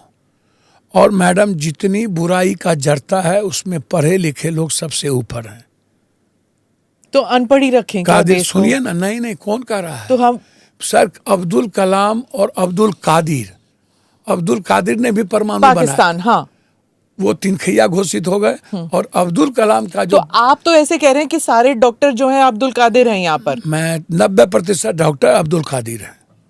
एक आप आइए प्रशांत किशोर, अभी मैं जिन्ना पे पहुंचती हूँ तब आप बताएंगे हाँ, फिर वही कि हमारे यहाँ महात्मा नहीं है कोई, सिर्फ जिन्ना है। मेरी बात हाँ। सुनिए ना, मैं प्रशांत किशोर पे आते मैं हैं। प्रशांत किशोर जी की मेरा बात दिमाग घूम रहा है अभी। मैं मैडम आप इतना घुमाते हैं सवाल, कुछ पूछती हूँ आप कहीं और ले मैडम जाते हैं। आप ये मत समझिए कि हम अब आज के भारत पे आ जाते हैं प्रशांत किशोर जी के बारे में बता दूं। प्रशांत किशोर जी एक बेहतरीन जीनियस पढ़े लिखे एक लड़का था जो विदेश से पढ़ा और 6 क्लास आदमी के पास गया, उसको अपना एक ट्रिप दिया, उस ट्रिप से वो पैसा कमाए, इतना 1000 करोड़ या इतना लाख करोड़ में हम चुनाव लड़ेंगे, उस ट्रिप से एक पैसा कमाए। फिर वहां से जब वो बोले कि हम PM के रूम के बगल में रहेंगे तो अमित शाह उनको भगा दिया, अमित शाह जी उनको भगा दिए। वो नीतीश बाबू ने भी भगा दिया। सर सुनिए ना मैडम, तब वो गए नीतीश जी के पास। नीतीश जी के पास जाकर के उन्होंने कुर्ता बदला, पूछते जाइएगा। कुर्ता बदलने के बाद बोला कि हम नेता हो गए और वाइस प्रेसिडेंट हम हो गए। नीतीश के बाद सेकेंड मैन हम हो गए। बोला नीतीश मेरे पिता हैं, दत्तक पुत्र हैं हम नीतीश के। नीतीश जी ने उनको एक बेहतरीन कैबिनेट मिनिस्टर का दर्जा दे दिया कि आप इस डेवलपमेंट को करिए। वहां से वो भाग गए, भाग के चले गए रेड्डी के पास। रेड्डी अगले बार 0.1% से चुनाव हार गया था, तो उनको बोला कि ये 0.1% एक ट्रिप है, इसको लो और तुम कितना दोगे सो बताओ। तो वहाँ 1200 करोड़ में डील हुआ। वहाँ से भागे ममता जी के पास आ गए। ममता जी के पास भतीजा दीदी के बीच में बड़ा उठा पटक हुआ। वहाँ उनको मिल गया Z+ सिक्योरिटी, वो जेड लेके घूमने लगे। बोला कि हम यहाँ पर अब ठीक है, और बोला कि अब राज्यसभा एमपी ममता दीदी इनको जितवा तो दिया ममता अरे जी। सुनिए ना, ये वहां पर गए जहां पहले से 3 बार 4 बार सीएम लोग बने हुए थे, पहले से 2 बार 3 बार, जहां एक बार गए एक को जगह नहीं, फिर वहां से भागे आ गए। उनसे ममता दीदी से 300 करोड़ रुपया लेके ये गोवा गए, गोवा में 3% भी ममता दीदी को नहीं मिला। वहां से भागे उद्धव भाई के पास गए, वहां से भगा दिया गया, वहां से फिर कांग्रेस में आए, उत्तर प्रदेश में आके खाट रैली किए, खटिया खड़ा कर दिए, फिर अमरिंदर के पास गए, 0 पर आउट कर दिए, फिर बोला कि नहीं, अब हमारे लायक कोई नहीं है, बोला ना, हमारे लायक कोई नहीं है हम। और जिसको इन्होंने दत्तक पुत्र बने पिता कहा, उसी को सबसे ज्यादा गाली दिया जाके, नीतीश कुमार को। तो आपके लिए नीतीश कुमार को प्रशांत किशोर कह रहा है कि लालू का तो राज, जंगल राज तो दिखता था, ये तो मैंने राक्षस राज देख लिया। एक दिन में कल 12 हत्या हुई है पटना में, कल 8। एक बीजेपी के लीडर को सुबह मारा, एक मिश्रा को एक दिन पहले मारा, कल एक महतो को मार दिया, एक नहीं कल हाँ, सिर्फ कल हाँ। एक महतो वकील को मार दिया और एक मोटरसाइकिल को मार दिया। तो मैडम एक दिन में 24 पूरे बिहार में हत्या क्यों हो रहा है? एक बच्ची का बलात्कार करके मार दिया हाजीपुर में। आपको जाना चाहिए मैडम, एक बार निकलिएगा तो बिहार और गांव का पता चलेगा मैडम कि थाली में ना तो दाल है किसी गरीब को, ना सब्जी, और 40 रुपये की चप्पल पहनने की औकात नहीं है मैडम, 400 रुपये की साड़ी। और यदि 50,000 का दवाई के कारण कितने लोगों की मौत होती है ये जाके देखिए, वो पप्पू यादव को पता है। मैडम आपका भाई ना, पप्पू ना, स्पीकर लिखा था। कौन है स्पीकर? गुजरात का बीजेपी स्पीकर। सेवक हो तो पप्पू की तरह। भूज आया था मैडम, पैसा सब लेके गए थे, हम सेवा किए जाके, ट्रेन हम भी भर के गए। मैडम उत्तराखंड में बाढ़ आया, पप्पू वहाँ 10 दिन रहा। उड़ीसा में बाढ़ आया, पप्पू यादव 10 दिन रहा। मैडम जब जब बिहारी पर हमला हुआ, चाहे वो गुजरात में बिहारी को मार मार के भगाया जा रहा था, मैडम हम पर बम चलाने की कोशिश की गई, गुजरात में ईंट फेंका गया, बोला हम मार देंगे, हम लेके आए। मैडम आसाम में बिहारी पर हमला हुआ, हम लेके आए। मणिपुर में हमला हुआ, हम लेके आए। मैडम हम हमेशा, अब महाराष्ट्र में जो उद्धव ठाकरे और राज ठाकरे कह रहे हैं, तो मैं वही बात कह रहा हूँ। अब उद्धव तो आपके गठबंधन का हिस्सा है। मैं क्या कह रहा हूँ वही मैं आ रहा हूँ मैडम। अब पहले एक जगह आइए ना प्रशांत किशोर। अब प्रशांत किशोर कहते हैं कि मैं क्रांति करूँगा। मैडम आप कहीं एक अस्थिर जगह तो रह नहीं पाए, या तो सब जगह से भाग गए, या तो सब जगह से आपको भगा दिया। 2 ही बात होगी, या तो भाग गए या तो भगा दिया। तो आप या तो आप नहीं बन पाए, ना तो आपका कोई नहीं बन पाए। अब वो करना चाहते हैं अब तो सुन लीजिए ना मेरी बात, है तो बिहार के। अब मैडम सुन तो लीजिए। अब वो कहते हैं कि आओ ना जी, पीएम सीएम तो हम ही बनाते हैं, हम बनाएंगे तुमको। पहले उन्होंने कहा कि हमको कुछ नहीं बनना है। अरे सीख लेते नहीं बनने के लिए बाला साहब ठाकरे से। बादल और बाला साहब ठाकरे सबसे पुराने एलाइज बीजेपी के, कहाँ से कहाँ बीजेपी को पहुँचा दिया। और बादल और बाला साहब ठाकरे को इस तरह लात मारा, बीजेपी जो अडवाणी और अटल के नहीं हुए, अब बाला साहब उसके तो और किसके होंगे मैडम? बाला साहब को कहाँ बाला अलग साहब किया? ठाकरे को तो ऐसा, तो बाला साहब ठाकरे के समय में ही कैसे टूटा हुई अलग? मैडम। अलग नहीं। अच्छा चलिए, अब पुरानी बातें सुनिए ना छोड़ते हैं। मैडम, अब- आइए अब ना, क्या- अब आप आइए। फिर मैं आपको कह रहा हूं कि प्रशांत किशोर जी सबसे ज्यादा पिता पिता पिता पैर छुए, और सबसे ज्यादा पिता नीतीश को कहे। आज के दिन में जितनी शब्दावली गाली की हो सकते हैं, उससे कई गुना ज्यादा भोजपुरी में जितना गाली हो सकता है उससे ज्यादा गाली ये देते हैं। और किसी को 6 क्लास कहते हैं, किसी को 9 क्लास कहते हैं। तो बीजेपी को एक को बार 6 और नरेंद्र मोदी को 9 क्लास क्यों नहीं बोलते हैं? तेजस्वी को ही क्यों बोलते हैं? एक दूसरी यादव, क्योंकि बिहार में चुनाव होने वाले हैं ना। नीतीश को गाली क्यों देते हैं? 16 साल में तो डबल इंजन की सरकार है, तो बीजेपी को गाली क्यों नहीं देते हैं? दो, तो वो बी टीम कह रहे हैं आप प्रशांत किशोर मैं को? किसी को बी टीम, मैं ना तो ओबीसी साहब को कोई बी टीम बोलूंगा और न प्रशांत किशोर जी को बी टीम तो बोलूंगा। आप बोल क्या रहे हैं फिर पप्पू जी? हर आदमी को राइट है चुनाव लड़ने का। मैडम वो बिहार है, वो दिल्ली नहीं है। कि केरल, बम्बई, लंदन सभी जगह का यहाँ पर जो काम करने वाले और अलग अलग।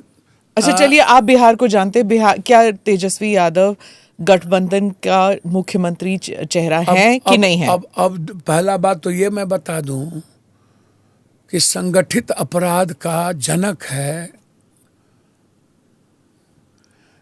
बीजेपी, और वो हरीन बीजेपी का तो मुख्यमंत्री बनता ही नहीं है ना। तो बीजेपी को छोड़िए ना। या तो आप बीजेपी में जाने वाले हैं इसलिए आप बार बार बीजेपी कह रहे हैं। हरीन पांड्या से शुरू कर। हरीन पांड्या तो नहीं बन रहे ना। मेरी बात मैं तो मुख्यमंत्री नहीं, आप बता ही नहीं रहे। सुनिए ना मैडम, ना योगी जी बन रहे हैं ना हरीन पांड्या बन रहे हैं। उत्तर प्रदेश से शुरू करता हूँ। नहीं, आप बिहार पे आइए। अरे सवाल मैं पूछ रही हूँ आपसे बिहार के बारे में। आप महाराष्ट्र चले जाते हैं या फिर जितने माफिया अपराधी पैसे वाले को बीजेपी लेती है वो महात्मा गांधी हो जाते हैं। अच्छा, और जितने, क्या बीजेपी का मुख्यमंत्री कोई बन रहा है इस बार? मैं वही बात तो आपको कह रहा हूँ, नहीं बन रहा ना। बीजेपी आजादी के बाद पहली बार तो चाह रहे हैं कि नीतीश को, देखिए नीतीश को फिनिश तो बीजेपी कर ही दी है, और नीतीश कुमार जी अपने मना स्थिति में तो मैडम है नहीं।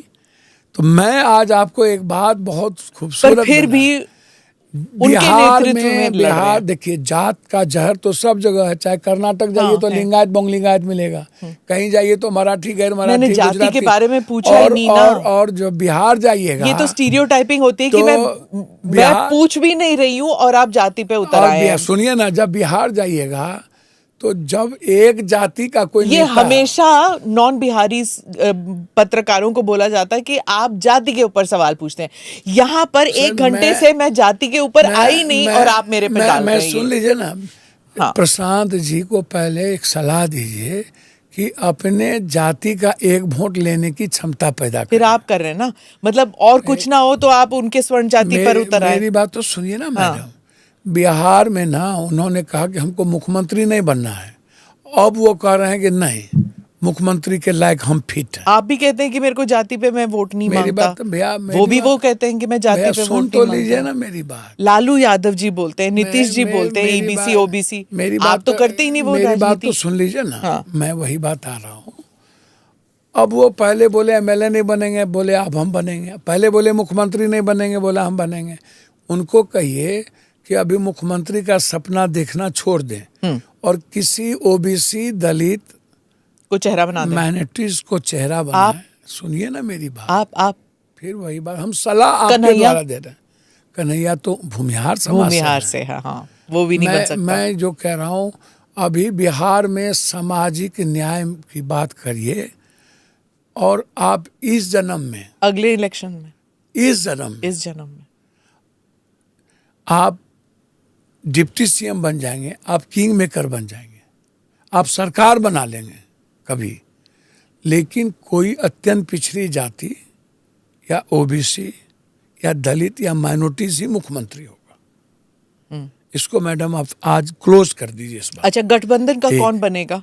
आप अब आइए, मैं क्या कह रहा हूं कि कांग्रेस के प्रति एसटी, एससी, माइनॉरिटीज, ईबीसीज, जो जाति जनगणना है, आरक्षण है, अन्य चीजें हैं, जो राहुल गांधी जी लगातार 10 से 15 सालों से जिन मुद्दों को उठा रहे हैं और उस पर अरे हुए, कंटिन्यू इस बात को कहते हैं कि जो भूल पीछे हुई वो नहीं होगा, चाहे इसका अंजाम जितना बुरा हो।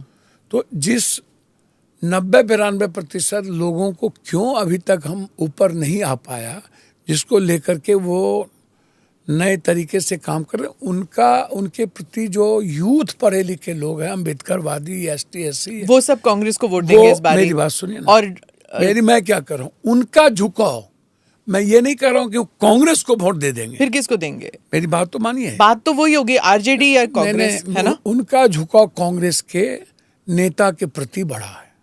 अब आप आइए, कमी क्या है? कांग्रेस में एक मजबूत लीडरशिप की जरूरत है बिहार में या हर स्टेट। वो तो है ही नहीं मैडम, मैं वही बात तो कह रहा हूँ। अब पप्पू यादव को कांग्रेस आज तक पसंद बिहार में नहीं आया। क्यों? झारखंड में पसंद आया, दिल्ली में पसंद आया। क्यों पर? अब ये तो कांग्रेस नहीं समझेगी मैडम, हम तो रंक हैं, राजा हैं वो। अब आप आइए मैडम। कौन? राहुल गांधी की प्रियंका गांधी? राजा मतलब कांग्रेस। हाँ, तो कांग्रेस में कौन? नहीं, राजा मतलब कौन डिसाइड करता है वहां पे कि पप्पू यादव आएंगे या नहीं आएंगे? सीडब्ल्यूसी में आपकी चलती नहीं है? किसी के साथ दोस्ती तो होगी जो कहेंगे कि पप्पू यादव को बना दीजिए। मैडम, यदि पप्पू यादव को 1 सालों से हाँ। मैं जितना परेशान नॉन पॉलिटिकल मैं हुआ हूँ ना, जितना टॉर्चर, मैं सच कहता हूँ, मैं आज खुल के आपसे कहता हूँ मैडम, मेरा जो सीमांचल और कोसी है वो माइनॉरिटीज, दलित और ST SC, वहाँ अपर कास्ट 0% नहीं के बराबर है। और मेरे साथ जो सबसे ये सीमांचल की बात में जब कर रहे हैं आप, सीमांचल में ये रोहिंग्या और बांग्लादेशियों को वहां पे आ रहे हैं ना वो, तो उनका असर EC कहती है और बाकी मीडिया रिपोर्ट्स भी है कि वहाँ इतने बांग्लादेशी आ गए, रोहिंग्या आ गए, और इसीलिए जो है वहां पर वोटिंग परसेंटेज का कुछ कह सकते हैं वहाँ पर। बात आइए, तो 1.5 घंटे तो बात कर रहे हैं हम, आप बताइए सीमांचल की बात ना। ये क्वेश्चन तो आपका है ये मैडम। हाँ, हमसे तो पॉडकास्ट वाले 2.5, 3 घंटा बात कर ली। और मैं आज आपको एक बात बता देता हूँ मैडम, बुरा नहीं मानिएगा। मैं सीमांचल में जिस तरीके से मेरी आइडियोलॉजिकल रिलेशंस EBC माइनॉरिटीज के साथ, माइनॉरिटीज का रिलेशन पप्पू यादव के साथ, मैं देखिए, मैं इतने लात खा लिए राजनीति में, मैं आपको बता नहीं सकता हूँ। मेरा गुनाह मैडम, मुझको 2 बात लगता है। एक तो लगता है कि रामविलास जी, नीतीश जी, लालू यादव के 30 साल बाद हम पैदा लिए, तो एक मेरा इतने लंबे बाद उम्र मुझको खा गया इन लोगों के बाद। पर अब तो आप सीनियर हो गए। अब सुनिए ना मैडम, अब उसके बाद मैडम सबसे बड़ा दिक्कत क्या है कि मैं झूठ तो 0% नहीं बोलूँगा, सच में कभी कंप्रोमाइज भी करूँगा तो 20-30% करूँगा। तो ये प्रॉब्लम मेरे साथ इतना हो गया मैडम, मेरे लिए सबसे बड़ा दिक्कत हो गया कि मेरी जो पर्सनैलिटी है ये कांग्रेस से नहीं मिलती। इतना ना लंबा हो गया, नहीं, इतना ना लंबा हो गया कि बहुत बड़ी बड़ी पार्टी और कांग्रेस की बात मैं नहीं कर रहा हूँ, हम पच ही नहीं पाते। तो मेरे लिए दिक्कत क्या है कि लालू यादव जी गठबंधन है। अब लालू यादव जी को क्या प्रॉब्लम है, नहीं प्रॉब्लम है, जबकि मैं लालू यादव को हमेशा रिस्पेक्ट किया, हमेशा साथ दिया, लालू यादव के साथ खड़े रहे। जब भी लालू यादव को मेरी ज़रूरत पड़ी मैं लालू यादव के साथ रहा, लेकिन लालू यादव जी सब दिन मेरा विरोध किए। तो इसलिए वो गठबंधन में आपको आने नहीं देंगे। वो क्या चाहते हैं मुझको नहीं पता, लेकिन मैं, और उनकी सुनते हैं राहुल गांधी? नहीं, मुझको नहीं लगता राहुल गांधी जी सुनते सबकी है, उनमें करते हैं अपनी है, लेकिन वो करेंगे अपनी। अब राहुल गांधी जी, तेजस्वी भी आपको नहीं आने देंगे फिर? तो देखिए, तेजस्वी जी मेरे लिए मेटर नहीं, वो तो 91 में पैदा ही हुए और हम 90 में MLA बन गए। पर मुख्यमंत्री चेहरा तो वही है। डिप्टी CM देखिए, हर पार्टी का कोई ना कोई चेहरा होता है। हाँ, कांग्रेस में भी बहुत चेहरे हो सकते हैं, नहीं है ना? हो सकते हैं ना, हो सकते हैं, अलग बात है। वो तो बीजेपी की भी हो सकते हैं, लेकिन कहाँ है? लेकिन हाँ, बीजेपी ने तो अपना पीछे से वार कर दिया, और वो तो चाहता ही है कि देखिए बीजेपी क्या करता है, कभी चिराग पासवान और उसके भाई को लड़ा के चिराग को बर्बाद करता है, और रामविलास जी और अंबेडकर का फोटो फेंक देता है, घर से निकाल देता है। बीजेपी क्या करती है, कभी चौटाला को लात मार के भगा देता है 5 साल रखने के बाद, तो कभी महबूबा को, जो सबसे ज़्यादा अलगाववादी बात नारा लगाया और जो सबसे ज़्यादा पाकिस्तान और जिन्ना की बात किया, वो बीजेपी के सबसे ज़्यादा दोस्त रहे महबूबा। फिर बाद में उसको अलग किया, तो कभी ममता को अलग किया, तो कभी शिंदे को अलग किया, तो कभी रेड्डी को अलग, जो लात मारा तो चंद्रबाबू को लिया, उसको लात मारा तो इसको लिया। नीतीश, यहाँ पे तो नीतीश जी ये लात मार रहे थे बार बार। नीतीश कुमार ने ही को लात मारा बीजेपी, और मोदी जी ने जितना नीतीश कुमार को गाली दिया, अमित शाह जी ने तो कह दिया मुख्यमंत्री। अच्छा, मैं सीमांचल पे आ रही थी, वो रोहिंग्या और बांग्लादेश मैं वहीं आ रहा हूँ, उस पे बता और दीजिए। इसीलिए आप सलाह दीजिए प्रशांत किशोर जी को कि अभी वो चुनाव ना लड़े। अच्छा। अभी वो चुनाव लड़वाए और किसी ईबीसी ओबीसी एसटी एससी को मुख्यमंत्री, सबके टच में तो है ही, चिराग जी के टच में है, कन्हैया जी के टच में है, सबके टच में है ही। आपके साथ नहीं, मेरे साथ उनका कोई टच नहीं है। पप्पू बाबू मेरे रिलेशन में हैं, वो अध्यक्ष हैं, पूर्णिया से हैं, वो अध्यक्ष बने हैं, पारिवारिक रिलेशन में है, उनका हमेशा सानिध्य मेरे साथ। पर आप नहीं जाएंगे उधर? मेरी बात तो सुन लीजिए, मैं क्या कह रहा हूँ। मैं कह रहा हूँ कि उनको एक, आप किसी भी चीज का हाँ या ना वो में जवाब उनको नहीं सलाह देते तो ही। मैंने तो कहा कि हम तो इंतजार कर रहे हैं, वो हम तो पागल हैं कांग्रेस के प्यार में, राहुल जी के प्यार में, हम तो कह ही रहे हैं। और मैं आता हूँ रोहिंग्यांग और बांग्लादेशी। हाँ। तो आपको मैं बहुत क्लियर कर दिया कि मैडम, मैं सिर्फ दुनिया को देना जानता हूँ, लेना नहीं जानता। दशरथ माझी को आज भी 15,000 रुपया मेरे जेब से अकाउंट से जाता है। इस तरह देश के मैं तनख्वाह, मेरी तनख्वाह लगभग अकाउंट गरीबों को जाता है। मैं मेरे घर में नहीं आता, मैं पेंशन नहीं उठाता हूँ मैडम, मुझे भीख नहीं मांगने की आदत है, मैं किसी के कृपा पर नहीं जीना चाहता हूँ मैडम। और याद रखिएगा मैडम, मैं आज कह के आपको जा रहा हूँ, जो पप्पू यादव बिना किसी पद के पूरी दुनिया से लड़ने की हिम्मत रखता हो, पूरी दुनिया की मदद करने की हिम्मत रखता हो, जिसको दुनिया का डर ना हो, मरने की डेली तैयारी करता हो, कभी इस देश की जनता ने या बिहार की जनता ने हमें मौका दे दिया मैडम, वर्ल्ड सिर्फ पप्पू यादव को देखेगा। मैं बहुत पागल आदमी हूँ मैडम, मैं बहुत ईमानदार हूँ, ड्रा ईमानदार हूँ, मेरा पूरा फैमिली। मैडम, एक धंधा पानी नहीं है मेरे पास, कुछ भी नहीं है मैडम, और मेरे पर्सनल लाइफ में कुछ आएगा भी नहीं। जो आदमी कोरोना में अरबों करोड़ों बांटे, हर बाढ़ में जाकर के 11-11 दिन पटना में भूखा रो रो करके बांटे, क्या कर सकता है मैडम, अंदाजा कीजिए। जो हर सिस्टम को चैलेंज रखने की औकात और सदन में हर लोगों के खिलाफ बोलने की ताकत रखता हो, उस आदमी का पागलपन कभी सोचिएगा अकेले में मैडम, मैं क्या कर सकता हूँ। रोंगटा खड़ा है मैडम, मर जाऊंगा, किसी जाति सूचक शब्द का प्रयोग नहीं करूंगा मैडम। मरना पसंद होगा, हिंदू मुसलमान नहीं करेंगे, किसी दूसरे के आइडियोलॉजी को और किसी के अधिकार को नहीं छीनेंगे मैडम। हम उस सिस्टम को मिटा देंगे जो सिस्टम गरीब को परेशान करता है, आम आदमी को परेशान करता है। हम उस जीएसटी और उस नोटबंदी को मिटा देंगे मैडम, जो किसान और आम आदमी के लिए परेशान हो गया। मैडम, यहाँ से आप निकलिए, जूता कहाँ है, यहाँ से निकलिए, हेलमेट कहाँ है, यहाँ से निकलिए, गाड़ी का कागज कहाँ है। आप हमको नोटिस भेजो ना, हम गाड़ी का टैक्स भर के आ जा रहे हैं, हम अपनी माँ के साथ, बीबी के साथ, बहन के साथ जा रहे हैं, तो हमको रोड पर टॉर्चर कर रहे हो। एक इनकम टैक्स लगाओ ना, जीएसटी भी, इनकम टैक्स भी, पूरा 50% तो ये दोनों। क्यों मैडम, क्यों टैक्सेस और जीएसटी मिला के 50% क्यों देंगे आप? इनकम टैक्स का खौफ कितना है मैडम, डरा रहता है सब, लगता है कोई बाग गिर जाएगा। मैडम, 14% मैट्रिक नहीं कर पाए आजादी के बाद हम लोग। 11 करोड़ 60 लाख आदिवासी में किसी के थाली में सब्जी नहीं है मैडम। मैडम, मैं आपके साथ खड़ा रहना चाहता हूँ, हम सहयोग चाहते हैं, हम आते हैं मैडम। मैं रोहिंग्यांग पर मैडम 37 जिला बिहार का 100% क्रॉस किए हुआ है मैडम। आधार कार्ड किसने, मनमोहन सिंह जिला है। ड्रीम प्रोजेक्ट किसने बनाया, याद कीजिए अरुण जेटली के उस बयान को। क्या कहा था कि किस प्रोसेस के तहत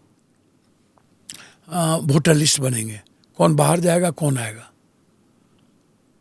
और उसके बाद 6 महीना पहले मैडम एक वोटर लिस्ट बनी, 22 साल के बाद SIR आपको करने की नौबत आ गई। हर साल मैडम 3 महीना वोटर लिस्ट पर वर्क होता है, चुनाव के पहले 1 साल। 6 महीना पहले एक न्यू वोटर लिस्ट बन गई, कौन आया कौन बाहर गया। आपको ये मिर्गी कहाँ से चला, धृतराष्ट्र कहाँ से बन गए चुनाव आयोग, कहाँ से इतना साइको हो गए। 3 महीना चुनाव है मैडम, 70% बाढ़ में लोग हैं, किसी के पास मैट्रिक सर्टिफिकेट नहीं है, किसी के पास रिहायशी नहीं है, किसी के पास बाप दादे के पास जन्मपत्री नहीं है। हम मैडम सुप्रीम कोर्ट ने इसको कहा कि आप होते कौन हैं नागरिकता की बात करने वाले, वो होम मिनिस्ट्री को करने दीजिए। और इनको सलाह दिया, ये सलाह मानने को तैयार नहीं है, आधार कार्ड राशन कार्ड जबकि सबके साथ लिंक है। और आप अभी तक 6 बार 11 साल प्राइम मिनिस्टर उसी पर रहे, 6 साल अटल बिहारी प्राइम मिनिस्टर उसी पर है। और उसके बाद आप कह रहे हैं Rohingya, Bangladeshi, Myanmar, Nepal. Madam जो मर जाएगा उसका भी आधार कार्ड पैन कार्ड रहेगा। गुजरात में 18 जिलों में 100% क्रॉस है, वहाँ मुस्लिम नहीं है मैडम। हरियाणा में जहाँ मुस्लिम है ही नहीं वहाँ पर क्रॉस है। बिहार में जहानाबाद को छोड़ दीजिए, सिर्फ जहानाबाद, आपको आज मैं कह रहा हूँ मैडम, और आप चैलेंज कर दीजिए, 37 जिला में मैडम 100% क्रॉस है। कभी कह रहे नेपाल, कभी कह रहे म्यांमार के लोग।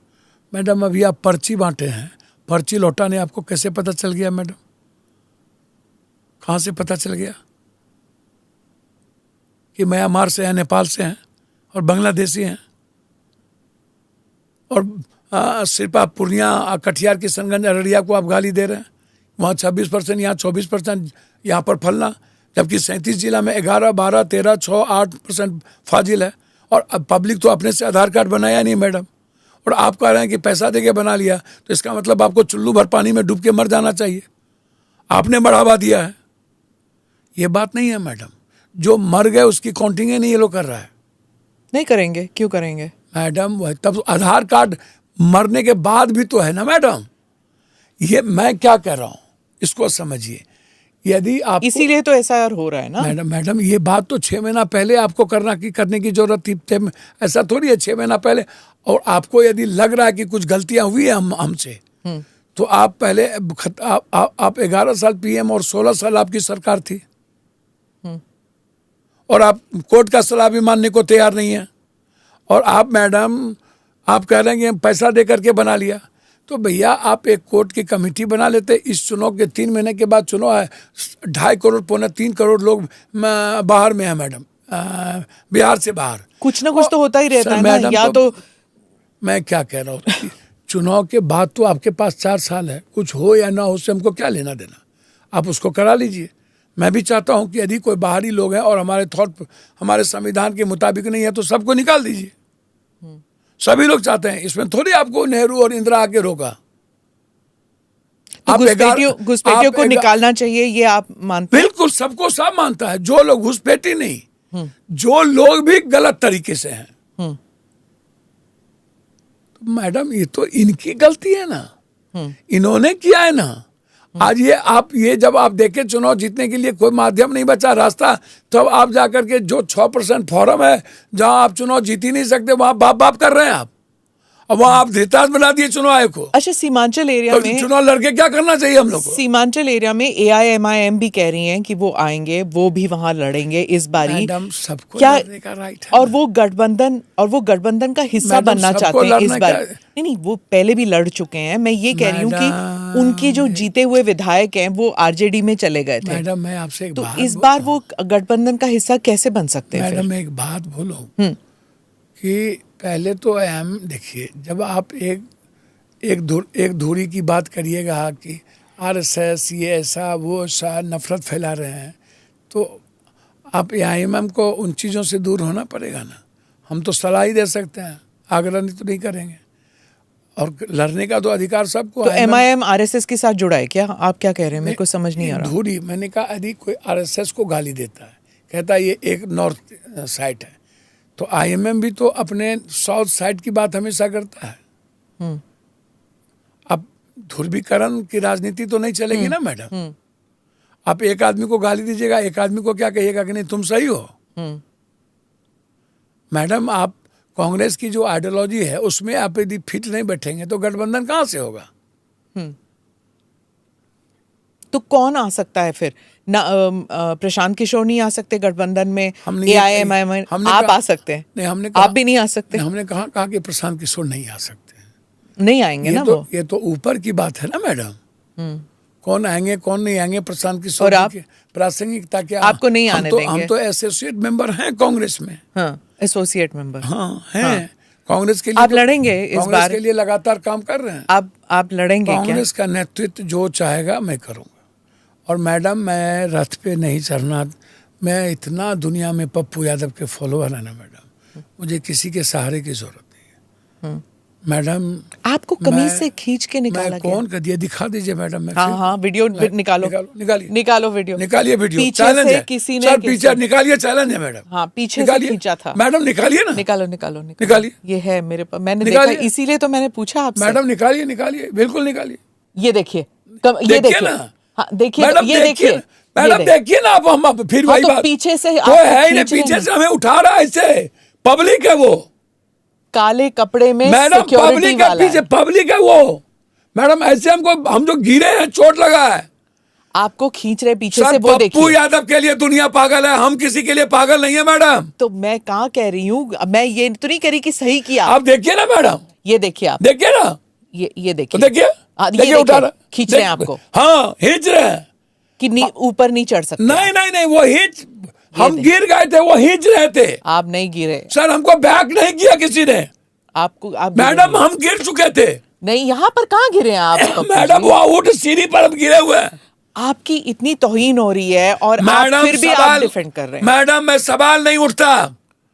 मैं मंच पर कन्हैया, कांग्रेस में कन्हैया जी से पूछे, वो सर, पप्पू यादव इस जन्म में उस मंच पे नहीं चढ़ेगा जहां पर कोई युवराज अहंकारी होगा। और राहुल गांधी जी जब मेरे नेता वहां थे तो वहां पप्पू यादव की जरूरत नहीं थी। आप किसे युवराज कह रहे हैं? आप कोई जो युवराज अहंकारी होगा, जिसको परिवार का अवसर मिलता हो, कोई, everyone and everybody, I don't know, जो किसी पिता के विरासत पर आगे बढ़े, जिसको संघर्ष का कोई पता ही नहीं, किसी दल के नेता को। मैडम, पप्पू यादव आम आदमी के दिल में ना है। हाँ, ठीक है। और मैं पागल हूं ना, आदमी से मोहब्बत करता हूं। हर जात के लड़कियां, लड़के और महिलाएं पप्पू यादव को। तो फिर आप क्यों ये सहते हैं? नहीं मैडम, इसमें सहने की तो कोई बात ही नहीं है। बिल्कुल गलत तरीके से उस बात को बोला गया। ये देखिए, सिक्योरिटी वाला आपको सर देखिए ना, कोई क्या है, वो क्या कर रहे हैं? ये नीली कमीज वाले आपको हाँ, वो क्या कर रहे हैं? खींच रहे हैं नीचे। नहीं मैडम, मैं आपको चैलेंज करता हूं मैडम। अच्छा, आप अपनी ट्वीट निकालिए जो आपने कहा था कि आप कुछ भी सह लेंगे कांग्रेस के लिए। हम कुछ भी सह लेंगे कांग्रेस के लिए, बिहार और बिहारी के लिए, ये कहा हुआ है। तो यह बिहार के लिए क्या कर रहे थे आप यहाँ पे? भैया मैडम, बिहार के अधिकार को जब छीना जा रहा है, तो जब हम आंदोलन कर रहे हैं और पूरे बिहार को बंद हमने किया, हमने कॉल किया था मैडम, अपने प्रभारी एलावरू जी के कहने पर। अच्छा, ठाकरे की बात चल रही थी, जब उन्होंने बिहारियों के ऊपर ऐसे कहा, राज ठाकरे ने और उद्धव ठाकरे। रोपिएगा बबूल, खाइएगा खजूर, गोबर पर घी डालने से महक तो गोबरे का ना आएगा। राज ठाकरे सब दिन बीजेपी के ना संस्कार में रहा है। हद हो गया मैडम। और जब नगर निगम का चुनाव आएगा तो गाली तो बिहारी को ना पड़ेगा कहीं से। हम तो कह ही रहे हैं कि डेवलपमेंट पर वोट नहीं मिलता। गाली गलौज जितना करिएगा, जितना बड़का दोगला तेगला उतना बड़का नेता, जितना बड़ा धुरतई, जितना बड़ा दुष्टई उतना बड़ा नेता। नेता बनने के लिए सर्टिफिकेट चाहिए मैडम, गाली गलौज का, दोगलई का, तेगलई का, लूटने का, माल का, बलात्कार का, जब उन्होंने ये सब कहा तो कांग्रेस से तो ज्यादा आवाज नहीं निकली। निशिकांत दुबे ने कहा कि पटक पटक के मारेंगे, और उन्होंने कहा तो देवेंद्र फडणवीस ने कहा कि ऐसी बातें नहीं कहनी चाहिए। गलत है। तो आपकी एक बात बोले कांग्रेस के- मैडम, हाँ, इतना डरते हैं उद्धव ठाकरे से? नरेंद्र मोदी से ना पूछिए, वो क्यों नहीं बोलते हैं। वो तो देश में थे नहीं उस वक्त। बीजेपी से पूछिए क्यों नहीं बोलते हैं। तो वो निशिकांत दुबे अमित किस शाह- पार्टी के हैं? निशिकांत बीजेपी से हैं। हाँ। बोल तो दिया, हाँ, झारखंड के हैं। स्वर्ण भी बोल तो दिया, जवाब तो दे दिया। कांग्रेस क्यों इतनी खामोश है? उद्धव हमने से कहा एक बार- घाट ढुक, हमने कहा कि हम घाट ढुक के चैलेंज करेंगे, हम बम्बई जाके लड़ेंगे राज ठाकरे से। हिंदी भाषी और बिहारी झारखंड को जो भी चैलेंज करेगा, मराठा बिहारी भाई भाई, लेकिन बिहार में किसी कीमत पर मराठी एक भी संस्था को चलने नहीं देंगे, बंद कर देंगे।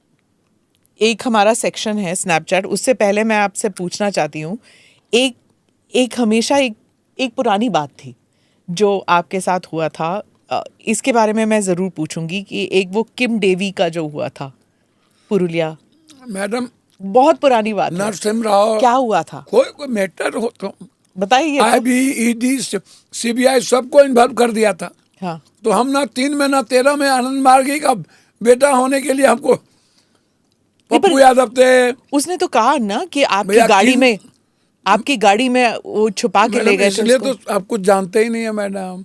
उसने कुछ कहा ही नहीं, बोला कि हमको कोई एक नेता से मुलाकात करवाया। नहीं, फिर पूछा था कि कौन नेता, उन्होंने कहा पप्पू मैं यादव। वही तो मैं कह रहा हूँ, पप्पू यादव। तो पप्पू यादव को ना पूछा कहाँ मिले, बोला याद नहीं है।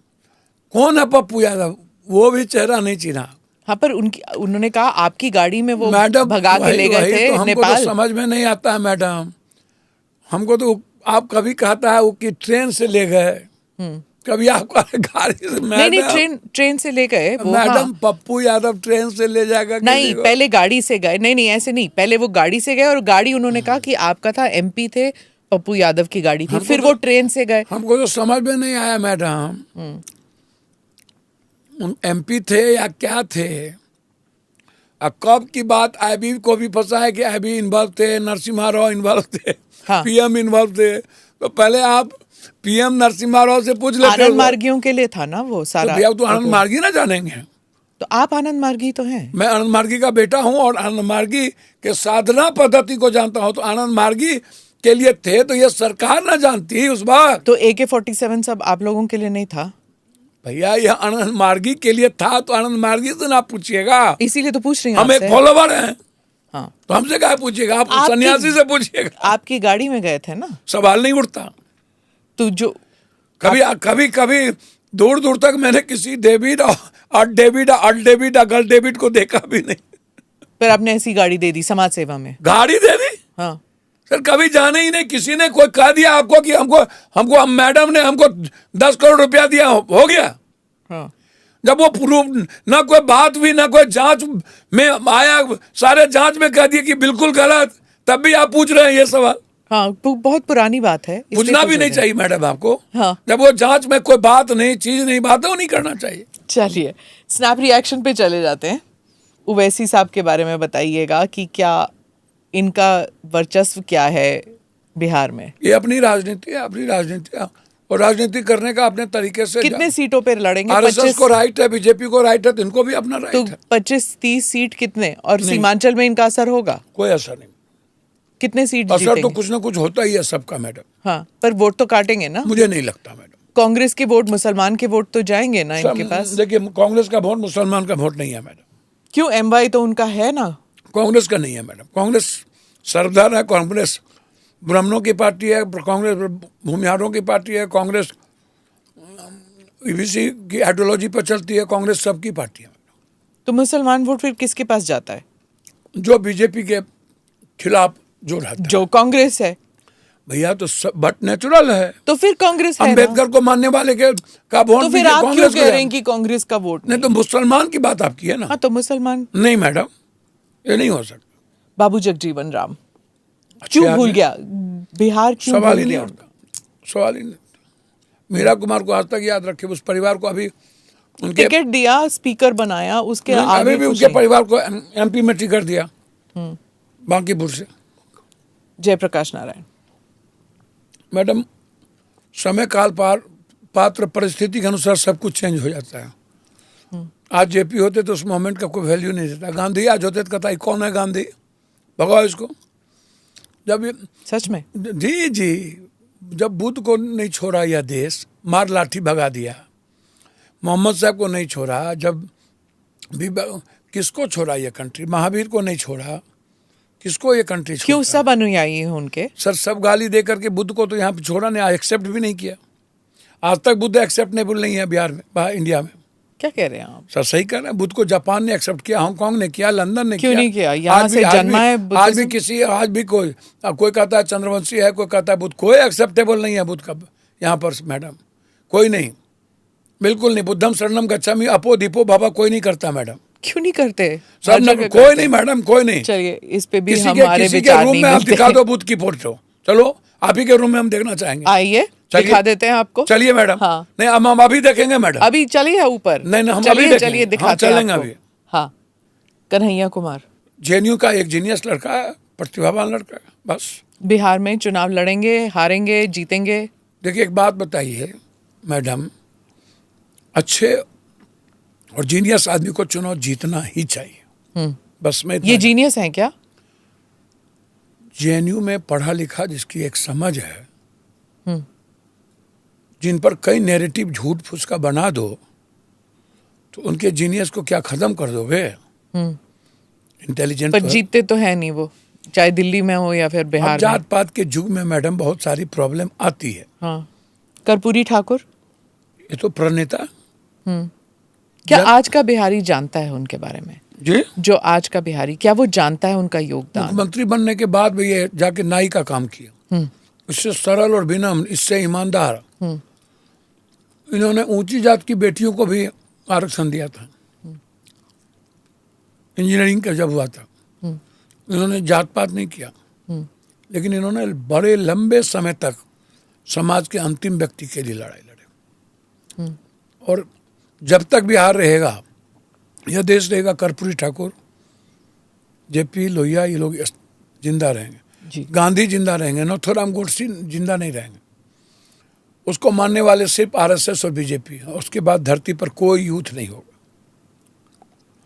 नाथूराम गोडसे को सिर्फ बीजेपी पूजेगी और कोई नहीं पूजेगा। कहाँ बीजेपी पूछती है? कुछ लोग हैं। Daily daily daily. Mamata Banerjee संघर्ष के प्रतीक हैं और आज भी एक आवाज है। उनकी बनती क्यों नहीं है गठबंधन में कांग्रेस के साथ और राहुल के साथ? जिद्दी हैं। राहुल जी तो बहुत रेस्पेक्ट करते हैं, बहुत ज्यादा, एक्सट्रीम, माँ की तरह रेस्पेक्ट करते हैं, पैर छूते हैं राहुल जी। पर मिलते नहीं है। राहुल जी तो मिलते ही है। कहाँ? ममता जी से नहीं मिलते? एकदम मिलते हैं ना, हमेशा। उनके भतीजे से? नहीं एकदम मिल, जब जब मिलना चाहेंगे ममता जी से तब। फिल्म दुनिया में बिहारी मनोज बाजपेयी, एक थोड़ी शत्रुघ्न सिन्हा की बात कीजिए। आज के जमाने में कलाकार अच्छा होता है, कलाकार पर कोई बहस नहीं। आप देखते हैं उनकी पिक्चरें? नहीं, हम किसी की पिक्चर नहीं देखते। आप पिक्चर नहीं देखते? जो बदलाव की बात आती है उतने देखते हैं, फालतू पिक्चर नहीं देखते। इनकी पिक्चरें तो बहुत अच्छी हैं। जो आता है अच्छा देखते हैं। मोदी जी? बहुत मौका मिला इन्हें, अच्छा मार्केटिंग की, भारत को दुनिया में सबसे निचले पदान पर रख दिया। इकोनॉमी चौथे पे नंबर है, सबसे निचले। 1,14,000 मात्र सालाना इनकम है 92% लोगों का। आप डेटा पे विश्वास नहीं करते? जी मैं तो कह दिया, वो जीएसटी कहाँ पर है, पर कैपिटा इनकम क्या है वो तो देखिए। हमारे पास डॉलर क्या कहता है वो तो देखिए, रुपया की वैल्यू क्या है वो तो देखिए, निर्यात कितना, आयात कितना वो तो देखिए, हमारा आत्मसम्मान कहाँ गया वो तो देखिए। और ये जितनी बात बोले आज तक कोई भी चीज नहीं कर पाए। आत्मसम्मान को ठेस पहुंचाया मोदी जी ने आपके हिसाब से? ऐसा वैसा पूरी दुनिया में हम गिरे, हमारे सैनिक पर आत्मसम्मान पड़ा, कभी कुछ कभी ऑपरेशन रोक दो। मैडम मैं इतने कहता हूँ, इनको बहुत मौका दिया भारत ने, बहुत मौका दिया। और अगर चुनाव होते हैं तो फिर से मौका देंगे या नहीं देंगे भारत? सर हम भगवान तो है नहीं, ज्योतिषी भी नहीं है, लेकिन आप सब जानते हैं। आप जिन्ना से लेके गांधी जी से लेके मोदी जी के बारे में बता रहे हैं कि कौन जीतेगा कौन हारेगा। मैं सिर्फ इतना जानता हूँ, यह देश डायनामिक और डैशिंग पर्सनालिटी को लाइक करता है। यह देश तो इनकी पर्सनालिटी डैशिंग और डायनामिक, इनकी पर्सनालिटी सिर्फ नफरत की और सिर्फ चुनाव जीतने की, उसके अलावा कुछ नहीं। चुनाव कैसे जीता जाए इनके पीछे अमित शाह हैं बस। और चुनाव जीतने के लिए कितना नफरत किया जा सकता है इस भारत में, इतना ही ये जानते हैं, उसके अलावा कुछ नहीं जानते। और अगर तुलनात्मक तरीके से अगर देखें तो गठबंधन की तरफ से कोई है इनके मुकाबले? इनसे बहुत ऊपर है। जैसे कि भैया सामने में राहुल गांधी है। आप सर्वे अब ये देख लो, as a man Rahul Gandhi को इनसे बहुत ऊपर लोग मानते हैं। कौन सा सर्वे? एक भी सर्वे नहीं है सर, जो भी सर्वे, जितना सर्वे सब में है कि Rahul Gandhi as a man, Narendra Modi as a man की बात आती है तो सीधा राहुल गांधी छलांग मारते हैं। और as a prime minister? As a prime minister जब भी बात होती है एज ए पार्टी, ये होता है कि अभी एज ए पार्टी ये इसकी स्थिति मीडिया के कारण ये होता है। Next, PV Narasimha Rao. अच्छे, आप मिले हैं उनसे? हम साथ में थे तो मिले, मुझे पीएम थे, हम एमपी थे तो मिलेंगे क्या? मिलेंगे क्या? कैश फॉर वोट्स पे क्या हुआ? कोई बात हुई थी? कोई कुछ नहीं। सुधींद्र कुलकर्णी से? मैडम एक बात बोले, अमर सिंह से? हमको तो समझ में नहीं आता, सुधीर कुलकर्णी तो बीजेपी का ना पार्ट थे। हद हो गया मैडम। राजनीति में दो पेज चलता रहता है मैडम, साम दाम दंड भेद। पर उस वक्त तो वो बीजेपी में नहीं थे ना, वो छोड़ चुके थे। मैडम साम दाम दंड भेद सब जायज, सब जायज है। कैश फॉर वोट जायज था? नो, गलत था, फिर बिल्कुल गलत, ये नहीं होना चाहिए। मैं ये मानती हूँ कि उस मनमोहन सिंह जी पर जितने सरदार आरोप मनमोहन लगे थे सिंह की सुप्रीम सरकार कोर्ट को बचाना जरूरी था, लेकिन कैश फॉर वोट जरूरी था कि नहीं? मनमोहन सिंह जी पर सारे आरोप सुप्रीम कोर्ट ने खारिज कर दिए। मैडम नहीं बोल सकते आप। हाँ, तो मैं ये नहीं कह रही। हमको आपको नहीं कहना चाहिए था बाहुबली, आपने कहा लेकिन मैं सुन लिया। मैडम यदि आपको कहते तो आप गरीब का मसीहा कह देते, रॉबिन हुड कह देते। कह तो दिया आपको। नहीं, आपने हमको तो बाहुबली से ही शुरू किए मैडम। सर वो मेरे लिए मौत है। ये अच्छा, ये बाहुबली थे कि नहीं? आप क्या मानते हैं? नरसिम्हा राव, मैंने एक बार अडवाणी जी का इंटरव्यू किया ना, उनसे पूछा कि बाहुबली का बाप नरेंद्र मोदी जी हैं। नरसिम्हा राव कहाँ से बाहुबली हो जाएंगे? मैं इसलिए कह रही हूँ कि गांधीयन थॉट वाले बाहुबली कहाँ से हो जाएंगे? मैं इसलिए कह रही हूँ क्योंकि जब मैंने उनसे पूछा कि कौन सा ऐसे पॉलिटिशियन है जिसको आप कहते हैं कि बहुत ही तेज और चालाक, तो उन्होंने कहा नरसिम्हा राव। किसने कहा? अडवाणी जी ने। देखिए बहुत शार्प थे, बहुत साल पहले की बात है पर। बहुत शार्प थे। 5 साल इन्होंने कांग्रेस की आइडियोलॉजी को और इकोनॉमी को अच्छे से, जो कांग्रेस ने उनके साथ किया बाद में, कांग्रेस की आइडियोलॉजी को कांग्रेस नहीं बनाया, सोनिया गांधी नहीं बनाया, इनको कोई और नहीं बनाया। बनाया, भूल गए और गाली देने के लिए बाद में याद आ जाता है। नेक्स्ट, प्रियंका गांधी। शार्प हैं, हिंदी पर पकड़ है, हिंदुस्तान को समझते हैं, हिंदुस्तानी कल्चर से जीते हैं, डायनामिक हैं। कभी मौका मिलेगा तो दुनिया चेंज करेगी। राहुल गांधी की प्रियंका गांधी? राहुल गांधी तो एक सच है ही, आप इनके बारे में बोले तो मैं नहीं बोका। हाँ, तो बागडोर किसके हाथ में होनी चाहिए कांग्रेस की, इनके हाथ में या राहुल गांधी के? ये CWC तय करेगा कि पप्पू यादव। पूछिए। और राहुल गांधी जी के नेतृत्व में अभी कांग्रेस बढ़ रही है। और खड़गे जी क्या है फिर, अगर उनके अध्यक्ष हैं? हाँ जी, आपकी लव स्टोरी? बहुत सीजन्ड है, बहुत अच्छी हैं। हाँ। बहुत ज्यादा फेयर हैं। हाँ। और रियल में भारतीय संस्कृति परंपराओं के वाहक हैं। हाँ। बहुत अच्छा बोलती हैं, बहुत ईमानदार हैं। हाँ। बहुत फैमिलियल है। आप पहली बार कब मिले थे उनसे? सुना है कि आप जेल में थे उस वक्त, आपने फोटो देखी थी। नहीं। आपने फोटो देखी थी टेनिस कोर्ट की। अब हीर रांझा, लैला मजनू, ये तो जन्म जन्म तक चलता रहता है। कुछ चीज़ें होती हैं, कभी कभी गलतियां, भूल लाइफ में। मैंने पहले कहा कि बहुत कुछ सीखा है। हाँ, पर उनकी फैमिली, मैंने सुना है कि वो सिख हैं, आप हिंदू हैं, पहले माने नहीं। नहीं, ऐसा कुछ नहीं है मैडम। सिख और हिंदू ऐसा ही नहीं कुछ होता। ठीक बात है, लंबे समय से पिता हेड ग्रंथी थे तो जरूर बहुत सारे स्ट्रगल थे, वो होना था। स्ट्रगल तो कुछ होता ही है मैडम लाइफ। पर आपने ठान ली थी इनसे ही शादी करनी है? मैंने ठान नहीं ली थी। ठानने से कोई शादी हो जाती है क्या मैडम? ये डेस्टिनी, शादी, जिंदगी, मौत, ये आप तय नहीं कर पाए। तो बॉस रंजीत जी हैं कि आप हैं? नहीं, कोई बॉस नहीं होता, एक दूसरे का रेस्पेक्ट होता है मैडम। बॉस कोई नहीं होता, मैं फालतू बात नहीं करूँगा। पर वो कांग्रेस में है। और रेस्पेक्ट, मेरे नज़र में इनका रेस्पेक्ट बहुत हाई है। घर कौन चलाता है?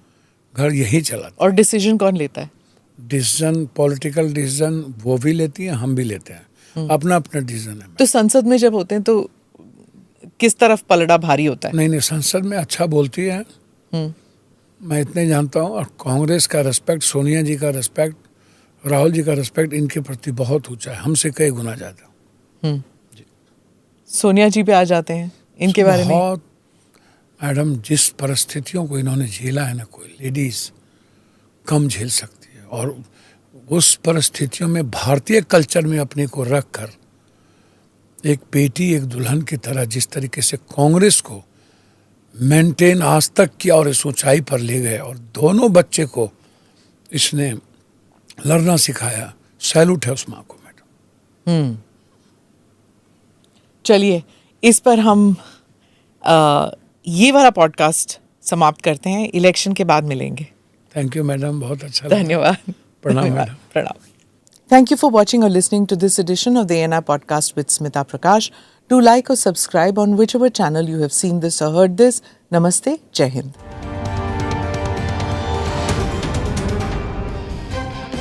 Click here to watch the previous episodes.